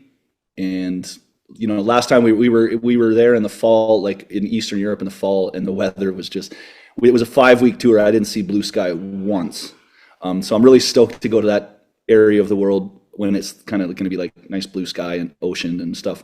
Yeah, so those are going to be some great shows. I love Rock am Ring and Rock am Park. Those are two of the best festivals. Those German festivals are just incredible, huge. And we've never played, we actually played France for the first time in the fall. We did 2 shows in Paris. And we're actually playing, a big festival in France. I'm really looking forward to this tour. However, we played 20 shows in 30 days, which is pretty intense for moving around Europe. Like a lot of 3 shows in a row. 3 shows in a row, 1 day off is kind of the max for us, anyways. When you get over that, like 4 shows in a row, man, you're just asking for it, especially for the vocalists, right? Like my job is like I just got to make sure that I can run on a treadmill and my limbs are healthy, and. So it's going to be an intense tour, but I'm really looking forward to the whole thing, the whole package. And because it's festivals, you see a lot of familiar faces from bands that you've toured with in the past and crew guys that you've shared some miles with over the years and that. So, is it like summer camp with your old friends and bands that you're reconnecting with? Kind of, yeah, it is. I think we're moving so fast this time that we'll be kind of pulling in, getting ready, playing, leaving. But most of us. We go to bed before midnight now on the road. It's like, man, I like you've changed, Neil. You've changed. I've put my time in as being a vampire out there. Like sleeping all day. There's a dangerous amount of freedom out there if you want to like knock it into your own routine. But now it's all about for us like you got to work out, you got to drink water, and you got to sleep. It's like you can only fight that for so long before you realize that. Well, even your mental health, just routine, right? Your brain and body wants routine, like wake up and kind of have some sort of structure. So when you're on the road, you have to like proactively build that structure out, or else you can just kind of turn into just waiting around to play the show, and it's not really healthy for your brain or body. So yeah, I know that sounds boring compared to like, when you watch like the Motley Crue documentary, but gotta stay alive out there, man. In 2018, you guys released the album Outsider, 3 more number ones. This is produced by Gavin and Howard along with the band. Yep. Just the dream team assembled. Yeah. We were able to kind of divide and conquer a little bit. So some songs were more leaning towards, sharing of the duties. And even Howard now, as you know, is my partner in Judge and Jury Records. Howard, he's producer extraordinaire, and he's sold 150 million albums and stuff, and his process is one that I've really loved so much that I became partners with him. But Howard started with 1X and came back for Outsider and knocked it out of the park for us. And I just think that there's no better vocal producer than Howard. I mean, even our new record, I know we're going to get there, but we sometimes do like to bring in the dream team, and a lot of the times Howard is the guy that he's recording the vocals. You go to he's got a beautiful gated estate property up in Calabasas, and you go up there and sing with him, and he can get such great vocals out of any singer. It's kind of magical. So yeah, for Outsider, he solidified that and beyond. I can attest to the vocals that Howard works on sound incredible. The new Alien Ant Farm, the vocals have never sounded better for Dryden. 12 Stones, the vocals for Paul have never sounded better. So I can attest to that. Let's dive into Judge and Jury then. So you guys start the company in 2021, and we have a fan question from Lala Grace 2X. So this is a big 3 Days Grace fan. She says, I'm a huge Judge and Jury fan. Can you please ask him why and how he started his own record company? So it was during COVID, and Howard and I were working on 3 Days Grace together. Howard never had a partner as a producer or in any other venture, and he was sort of looking for a producing partner at the time to maybe take on some of the heavy lifting of the musical part of the arrangements and helping bands become a better version of themselves. I had I've always been into helping develop other bands and like songwriting for other artists, and I helped Tim Hicks get his start, who's a prominent Canadian country guy, and I've written with Florida Georgia Line, and I kind of got into the country side of things for a while, and so I was doing the development type of thing, and just one of my skills is that I'm a good project coordinator from a creative standpoint. I can help just lead the artist to a place where they will maybe bring out the best in themselves. with songwriting, with believability, with the honesty in the lyrics, and kind of just like sharing all of the things that I've learned over the years. And so Howard was working on a record by the artist Diamante, and he wanted some. He was asking me if I wanted to co-produce it, and sure, So we co-produced that together. It went really well, and we said, hey, why don't we just like do this? You and I will be producing partners. So we started as producing partners, and then we conversation kind of continued, and we, sometimes Howard's like, I get tired of like, even if I get hired to be a producer and I get paid and all that stuff, and then somehow the record doesn't come out, or somehow the promotion gets botched, and it just like all of that work just kind of out the window in a way. And he's like, sometimes I wish I just put it out myself, and we started talking seriously about that. We're like, we really could do this. We've got, a lot of expertise. He's been, he has an amazing background of like just world-class music over spanning decades. And we thought, we have a team. Howard's son Grady is our operator, and he is incredibly knowledgeable about all things label side, promotion, algorithm. When I hear the word algorithm, my eyes kind of glaze over, but thankfully we have people on our team that really can hone in on that. And so we just really built it out from there. And now we look back at it like 6 years later, and it's been a great success for us. And it's a bit of a labor of love, but it's really fun. Like it's great it still lets me exercise that muscle of like tinkering with something, songwriting, producing, writing. And then at a certain point, you take the brush off the canvas, you throw it up in the air, and you hope it flies, and that feeling when it takes off and it has legs of its own, and it takes off and it flies, then that's still that really gratifying feeling of like, hey, when I woke up this morning, we didn't have this thing, and now we made it, and now look at all these people like enjoying it. To be able to do that, 3 Days Grace, we only put a record out every few years, so I kind of like get my fill of that outside of the band doing this label thing, and it's been great. We have a fan question from Strecker Elodie. The question is, what have been some of the musical highlights so far with Judge and Jury?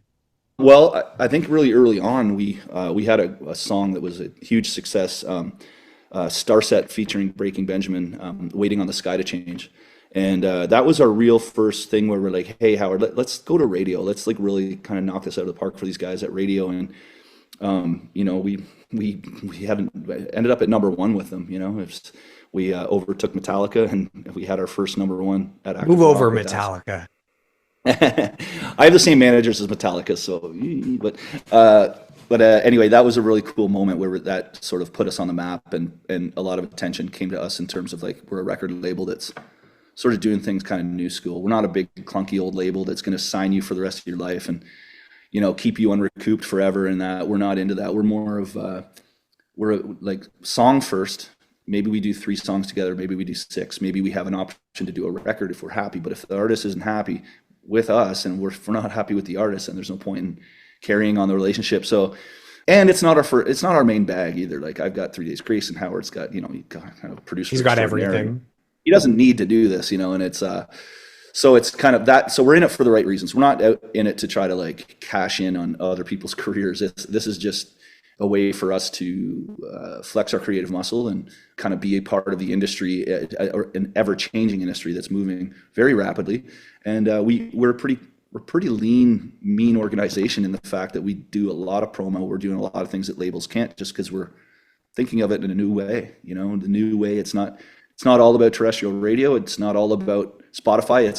It's a combination of everything that you need to drive. You need to get the music in front of the eyes and the ears of the fans, and we've become specialists at getting it in front of the right people and seeing the song really take off from there, and hopefully break the band into a new territory. I feel like what you've been learning on the business side and the promo side with Judge and Jury, that's probably going to help with 3 Days Grace as well. And maybe that it did help with the new album and all its success. Yeah, sure. I mean, even the process of recording, like I think that's something that's changed over the last while, just because I've been involved in so many records over the last 5 years. Is we used to do the drums first. Now we do the drums last on the album, because I basically will just program the drums how I hear them. And on my computer, I have samples of me playing the way that I want to hear the drums.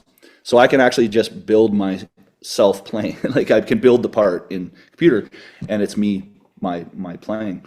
So we program it and then build all the tracks around that, and then the drummer will come in at the end and lay it down for real. And that just allows. Sometimes when you do the drums first, you're kind of locked into that arrangement. You're locked into that rhythm pattern. You're locked into that sort of the rest of the music is going to be dictated by that. Where if you do it this process, you can kind of change it on the fly and let the music kind of guide its own way, and then lay down the rhythm section at the end. So that's one thing that we've taken from that now 3 Days Grace does that as well.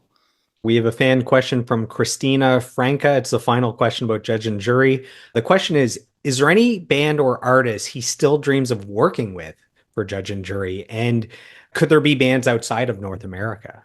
Yeah, I mean, hey, we tend to like to work with bands who have demonstrated that they are their own entity and they know exactly who they are. That's a big one. It's hard to, an artist that, we say it, some artists have a vision, they just haven't seen it yet. It's kind of a joke. We have one artist right now, Emily Wolf, and she's really good friends with Adam Jones from Tool. She's actually working with him on some stuff, and I'm hoping that we see like a song co-written by Adam Jones come along. It sounds like they're working on something that we might be able to continue work on, and the notion of me working on something that Adam Jones was part of is pretty amazing, as I'm a huge Tool fan. So I have some kind words here from the big boss man himself. This is from Howard Benson. And he says, I've known Neil now for about 20 years. You have all these relationships that are 20, 25 years, which is cool. He says, we've worked on so many songs together over 5 albums of 3 Days Grace that when we decided to form Judge and Jury Records, it was a no-brainer. He's extremely intelligent, and he's been the only partner I've ever had because I trust him so much, and I know he puts the songs first. That's why he and his band are so successful. What he's accomplished with his band is super impressive. That's from Howard. Oh man, I appreciate that. Yeah, I really look up to him. I feel really lucky that he took me under his wing, and I've learned so much about the process and about just the relationship with like making an artist feel like they're comfortable, even if you can come in and give constructive criticism. Like that's a big, you have to kind of be a bit of a chameleon to do that, to gain the trust of the artist so that they don't think that you're just trying to like realize your own opinions. You're actually trying to help them bring out the best in them. And Howard is just so amazing at that I learned sort of how to navigate that without coming in too hot and trying to shake up someone's art, because it's their art. It's their baby. It's coming from their hearts and their minds and stuff. So if you just come in like too hot and start like saying, oh, that's not good enough, change this to that, you need to redo this, you can lose the trust of, or you can sort of, just be, you got to be sensitive because it's someone's art. So I've learned sometimes how to back off, how to make the artist have them realize their own potential just by how you approach the creative criticism part on the songs, because I am a song guy. The song has to move me, or else it's just not for me, I guess. I'm not everybody. Listen, and again, I can't say this enough that this is my process. Now, this isn't like the be all to end all process. Some songs, the lyrics are so obscure and abstract, can't really pinpoint what it is about. And I love lots of songs like that. But for me, the stuff that I make, I feel right when the lyric has a clear, concise meaning to it that's real. In 2022, you guys put out the album Explosions, 4 singles. The single So-Called Life goes gold in the US. You have 2 more number ones. What were the challenges in writing, recording, releasing an album during a global pandemic? Yeah, it was challenging, but we had already kind of got a jump start on collaborating remotely because Barry moved down to Southern Indiana. So we weren't always in person. And so I'm a bit of a tech nerd. I love my computers and tech and stuff. And so I was really kind of honed in on some of these technologies where you can actually stream whatever you're working on and kind of do real-time collaboration and chiming in on music and listening to it together and making changes together without being in the same room. We're all on a Zoom call, much like we are right now. So I had a jump start on making that work because Barry had moved and we weren't going to always be in person. So then that was just before COVID. We kind of already had that technology.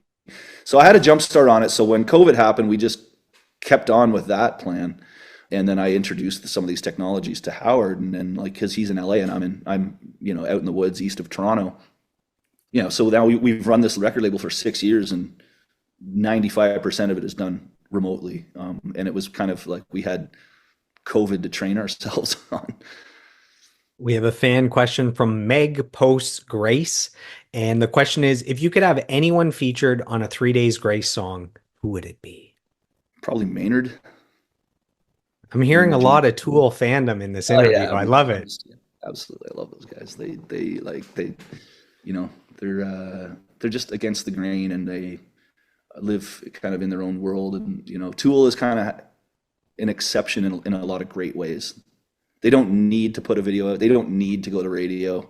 They don't need an opening band. It's just like they kind of operate in their own atmosphere, and I really like that. That's hard to do for a band, you know. Even Maynard doesn't even stand at front of the stage. It's like, who else does that?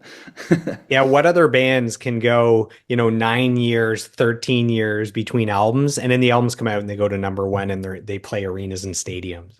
Yeah, yeah, it's pretty amazing. I got a lot of respect for them. And Danny is like the coolest dude ever. Actually, when we were mixing 1X at a studio called Bay 7 in the Valley in Los Angeles. Sorry, when we were start that again. When we were recording 1X at Studio Bay 7 in North Hollywood, the other room, Tool was mixing 10,000 Days.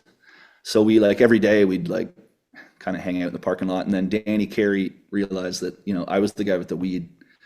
So Danny would come looking to me, and then I kind of became his like smoking buddy out in the parking lot for a little bit. And I never told him that that he was my actual idol. I just tried to play it cool. Never got a photo or anything. I'm assuming you've seen them live a bunch of times. Many times, yeah. I've seen them live. I've seen Perfect Circle live. I've seen Pussifer. Absolutely, man. Just any Maynard iteration. Or I've seen Pygmy Love Circus too, which was Danny's side project for a while. I've been there, bro.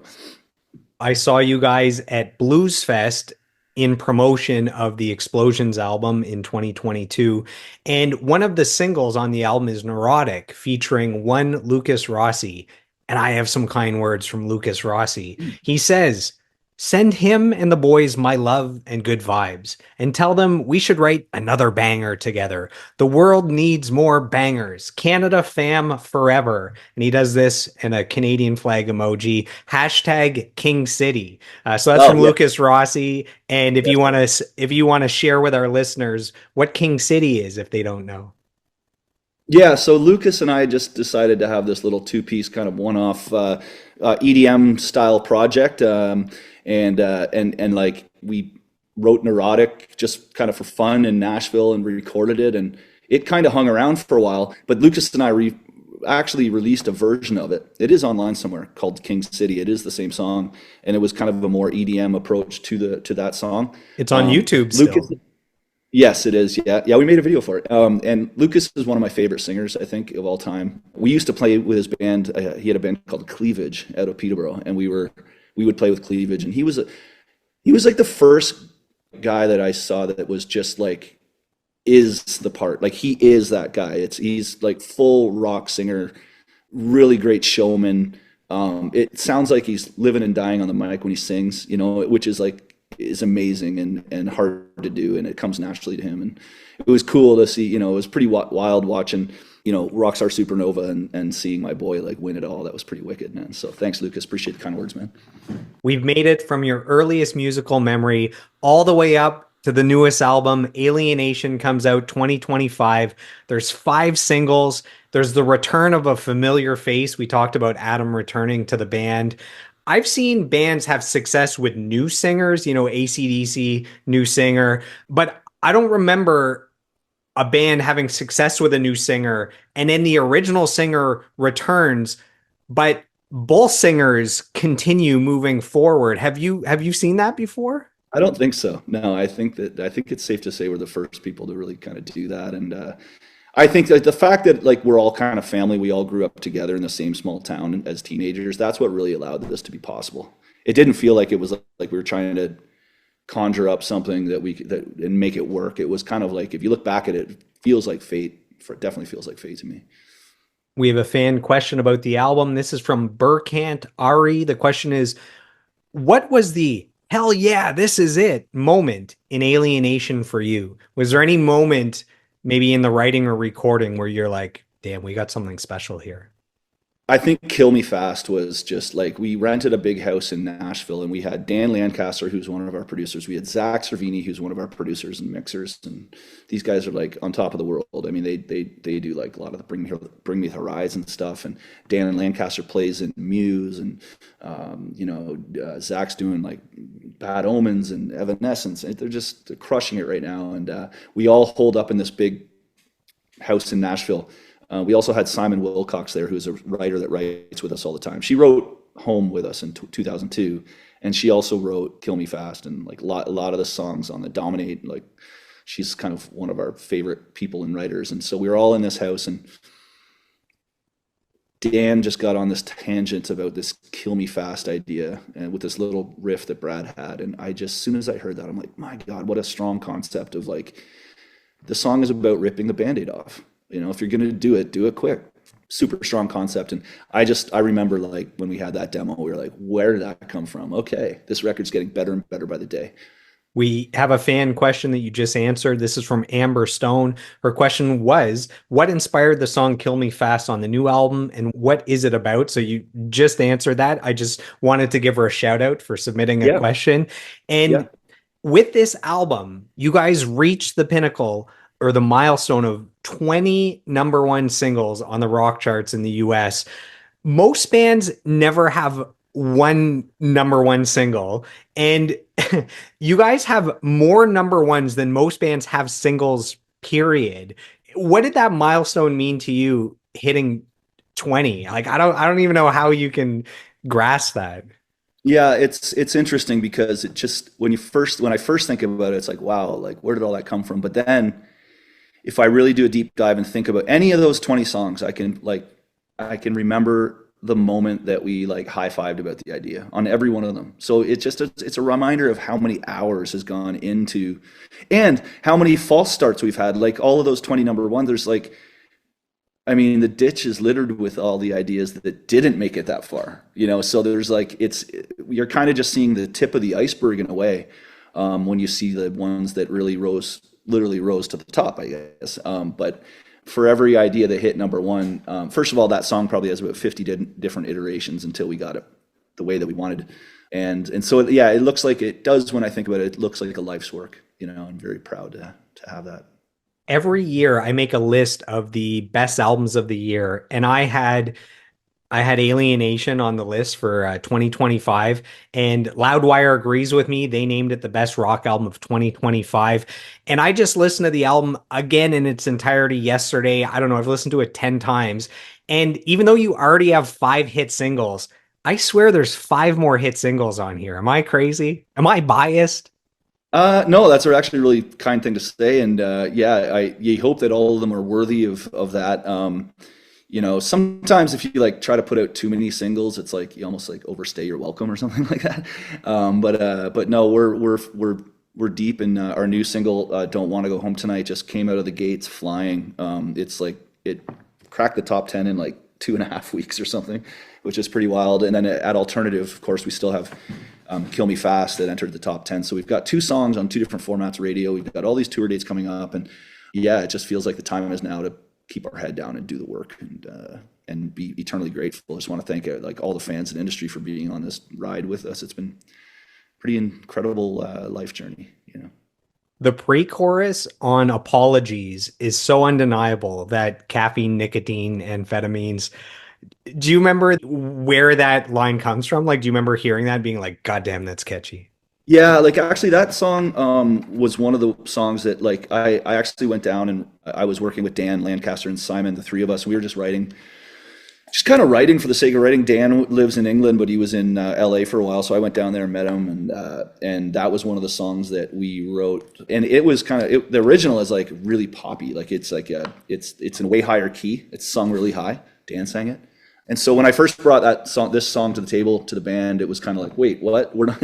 This is a little like Poppy and Justin Timberlake, and it was like, oh wait, no, we need to 3 days graceify this thing. So we took our time and like we slowed it down a little bit, and we brought the key down a little bit and added a lot more heavy guitars, and then we sort of like got rid of some of the the original like vocal melodies were like even busier. Like the original version is like caffeine, nicotine, amphetamines, running like a river right through It's my like hip bloodstream. hop. Another vodka, one more sip, turn them into a monster. And so we got rid of some of that stuff and just simplified it a bit, so it wasn't so like, blah, blah, blah, blah, blah. Yeah. So that's what that came with. Yeah, I always kind of believed in that song. We just had to like take our time and really figure out how to bring it into 3 Days Grace world, because the topic is there. It's like, I see the love. I recognize all you guys trying to help me out, but I feel too far gone to save. Like that's a pretty universal thing. I've definitely felt like that before. And so the lyrical concept was there. It was just stylizing it to get it into our world. But I think we did a really good job on that. And once Barry added those heavy guitars, it was like all over. And Dominate was inspired by a concert in Scotland where the crowd was chanting something at the band. Is this true? Yeah, yeah. Between every song we played, it was, first of all, it was one of the drunkest crowds we've ever played in front of, in Glasgow, Scotland. And in between every song, they were cheering, here we fucking go. And we're like, let's just put that into a song. Like, like why not?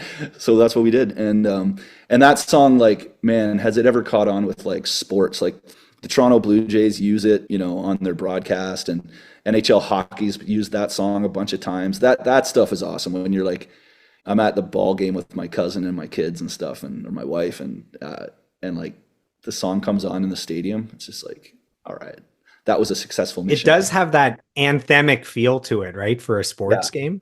Yeah, it's like we wanted to write like an ultimate walk-up song. Like we're all big MMA fans as well as stuff. So like, what's that song that you're just going to come up and get into the ring or skate onto the ice or the field and just crush it? About how you're up to the challenge and you got to deal the pain and take the pain and to like push through it. And that just really struck a chord with a lot of sports broadcasts, that is awesome. When I'm a big sports fan. When our song comes on during a sports broadcast, it's like, all right, that's cool. It's cool to experience your song in a different medium, whether it's TV, movies, video games. It is, yeah. That's pretty cool stuff. I mean, that's when like your grandfather will call and go, hey, you guys are really making it. You guys are really doing it right now. I just heard you on the Toronto Maple Leafs game. It's like, yep, we're getting there. We're doing okay, Grandpa. Yeah. We have a fan question from Bobby Rock. The question is, are there any plans to release a live album with this current lineup? Yeah, we've been talking about that a little bit. We've also been talking about maybe re-recording a couple of the older songs and put both vocalists on it. Fans tend to, like, they really get a lot of messages saying that would be cool to take some of the catalog stuff, redo a version of it where it's got both guys, maybe reimagine some of the parts, and that would be fun. Like, so I think we have the ability to do that. I would love to do some acoustic stuff, maybe some live stuff. We're always recording our show, so we probably already have that live album sitting on a hard drive somewhere. Before we wrap up, I just want to dive into the live world. You guys have been touring nonstop. You have a little bit of time off, and then you're back to another leg of this tour. What have been some of the highlights of the touring so far? Seeing all these amazing places, going to a place where they don't speak English, but they know every one of your lyrics is pretty cool. That's pretty wild. You're probably helping people learn English through the song. Yeah, maybe. Yeah. And no, just the touring. I mean, living out of a suitcase in hotels and buses, like it's the downtime that for me that becomes the hardest part. Like I feel most comfortable on stage out there. And sometimes when you're like holed up in a hockey dressing room all day or a hotel in a suitcase, it kind of like that wears on you. It's a lot of time gone and stuff, but the show makes it all worthwhile. If our listeners go right now and they buy a ticket to an upcoming date on this tour, what can they expect from a 3 Days Grace concert if they've never seen the band before? Mm-hmm. Well, no encore, because we don't want to. I think we find it tacky to like leave the stage just to come back on. So we lay it all out on the floor. There's that. I just think that, just both singers have such a commanding presence, and the flow of the show. We do a small little acoustic interlude sometimes when it's a headline show. And so, yeah, if you buy a ticket, I think that you're going to have a good time, yeah. I'm going to blast through the final fan questions just so they can get a quick shout out. Mm-hmm. So Evelyn Withrow asks, what was a really positive fan interaction that you experienced that made performing a long and no doubt tiring show worth it? I think just in the meet and greets when we have people come up and say that we change their life, or they thought they were alone until they came up. And even, sometimes we do things like Make-A-Wish Foundation, which is moving. It's hard and emotional, but to see just the spirit in people that are going through incredible challenges is humbling. And when we do those, it's a really special moment that we are humbled that they are coming to see us and to meet us. And those nights we try to put on the best show we can. We always do, but those nights are special. Mike Streer asks, do you miss playing small venues or is the arena crowd superior? I love the arena. Maybe it's a drummer thing, but just the notion that my foot turns into an electrical wall of sound that hits everybody in the chest. I love that. I love being able to hear the drums a little bit in the room in such a big format. Yeah, I'm a big show guy. I like that. Just big. And I love, like, if there's people as far as the eye can see. Some of these festivals in Europe, literally, like, people go right to the horizon. It's like, I can't believe I'm playing in front of this many people. But it doesn't like make, I actually get probably more nervous in small shows where you can look everybody in the eyes and they can look at you in the eyes. Richard Koning asks, when the band members' kids get old enough, is there a chance that they could join 3 Days Grace? So you mentioned your son hopped on a couple songs, but he's talking like legacy, like in 10 years, can they become official members of the band? Well, what we're planning to do, like, all these bands, there's so many bands coming out now that are wearing masks. We're going to start wearing masks. So you won't know the transition when it switches from me to my son, and I'll quietly go home and retire. It won't There's be actually no original members up there anymore, and we don't know. No, we're going to get some really cool masks made. I'm just kidding. I don't know. Time will tell. My son's already got up twice with the band. He got up and played I Am Machine with us. He has a great two-piece band right now called Dom and Jet. My son is Jet, and his guitar player's name's Dom, and they are awesome. Like, Dom got up and played guitar. He's 14 years. He just turned 15, and he is a prodigy on guitar. We actually have we're working on a song right now for Dom and Jet, featuring a judge and jury artist. Her name is Veda, and they're all teenagers. And we've got this great song that we're working on. I think we're going to release it and just show people the next generation of youth and how talented they are. So check out Dom and Jet. They're on Instagram, and soon to be on Spotify. And Veda is another one of the different generations where you have the singer of Saliva, right? Bobby, and then that's his daughter, and they have a ton of amazing videos and songs together. She has 10 million TikTok followers. It's crazy. So, like, when we make music with her, it's like we have this huge audience to get it in front of, and it's great working with the next generation youth. There's just so much energy and spirit in it, and it really makes me happy. And if I can bring my expertise to these kids and that together with their passion, it's the sky's the limit. Final fan question. This is from Selge Menard. His question is, what's the band's secret to its longevity? Very few rock bands have long careers like 3 Days Grace. Honesty in the lyrics.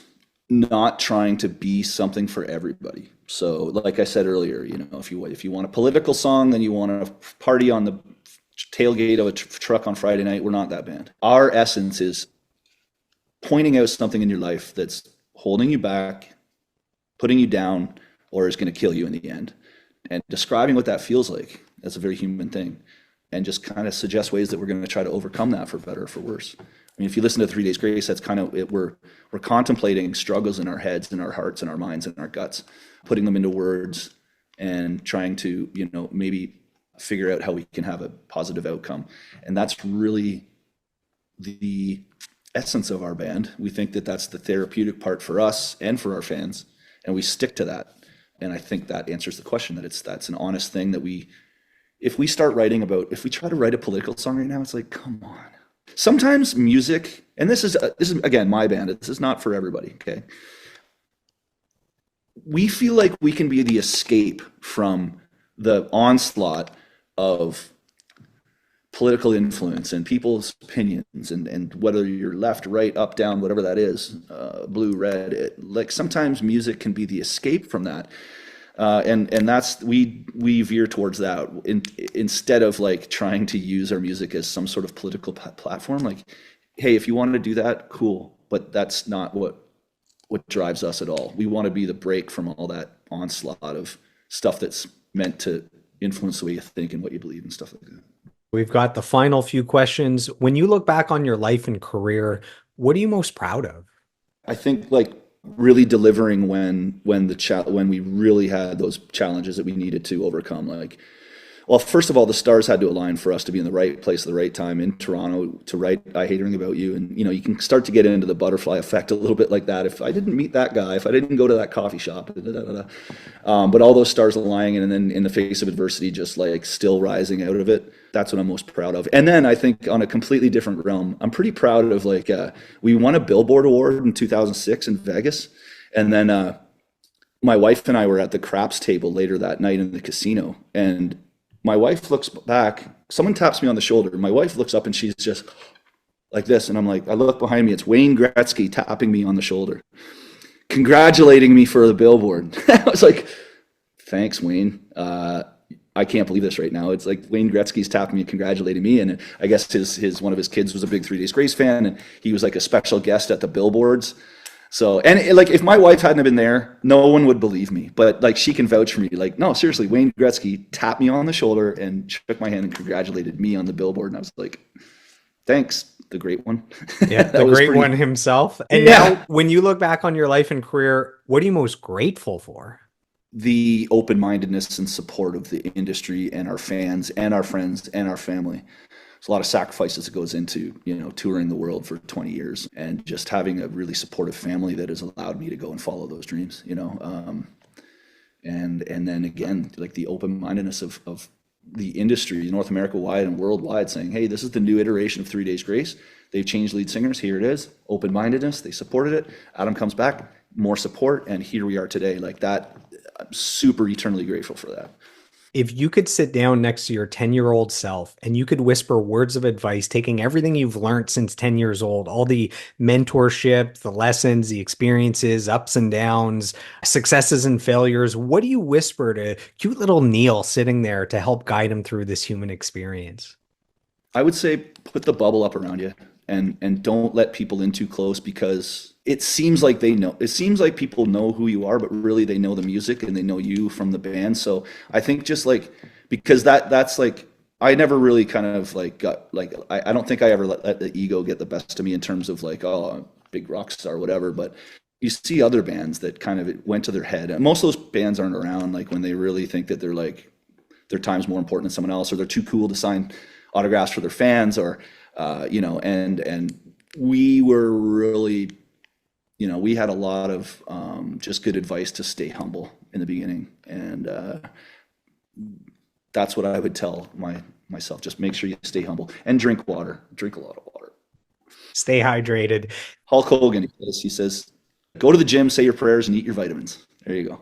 That's amazing. Final question. Is there anything you'd like to say to the fans that have supported you for decades now?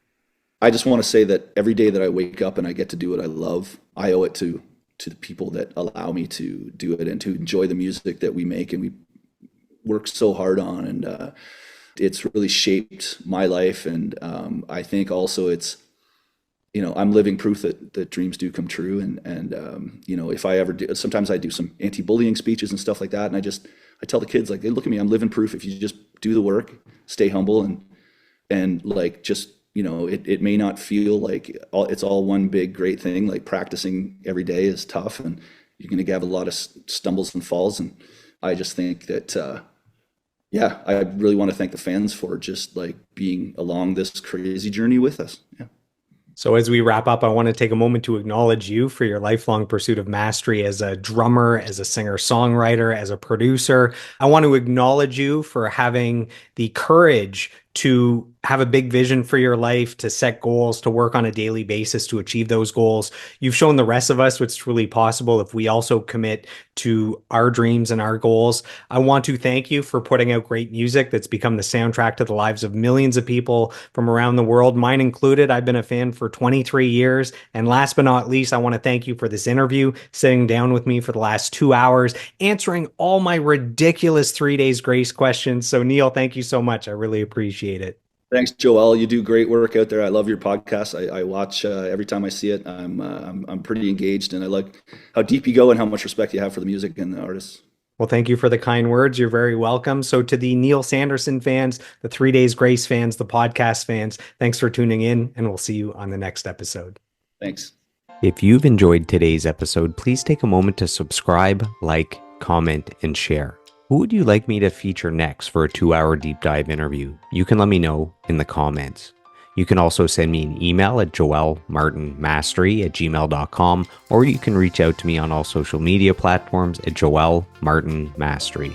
So I am done. I am complete. I approve this message, and I'll see you on the next episode.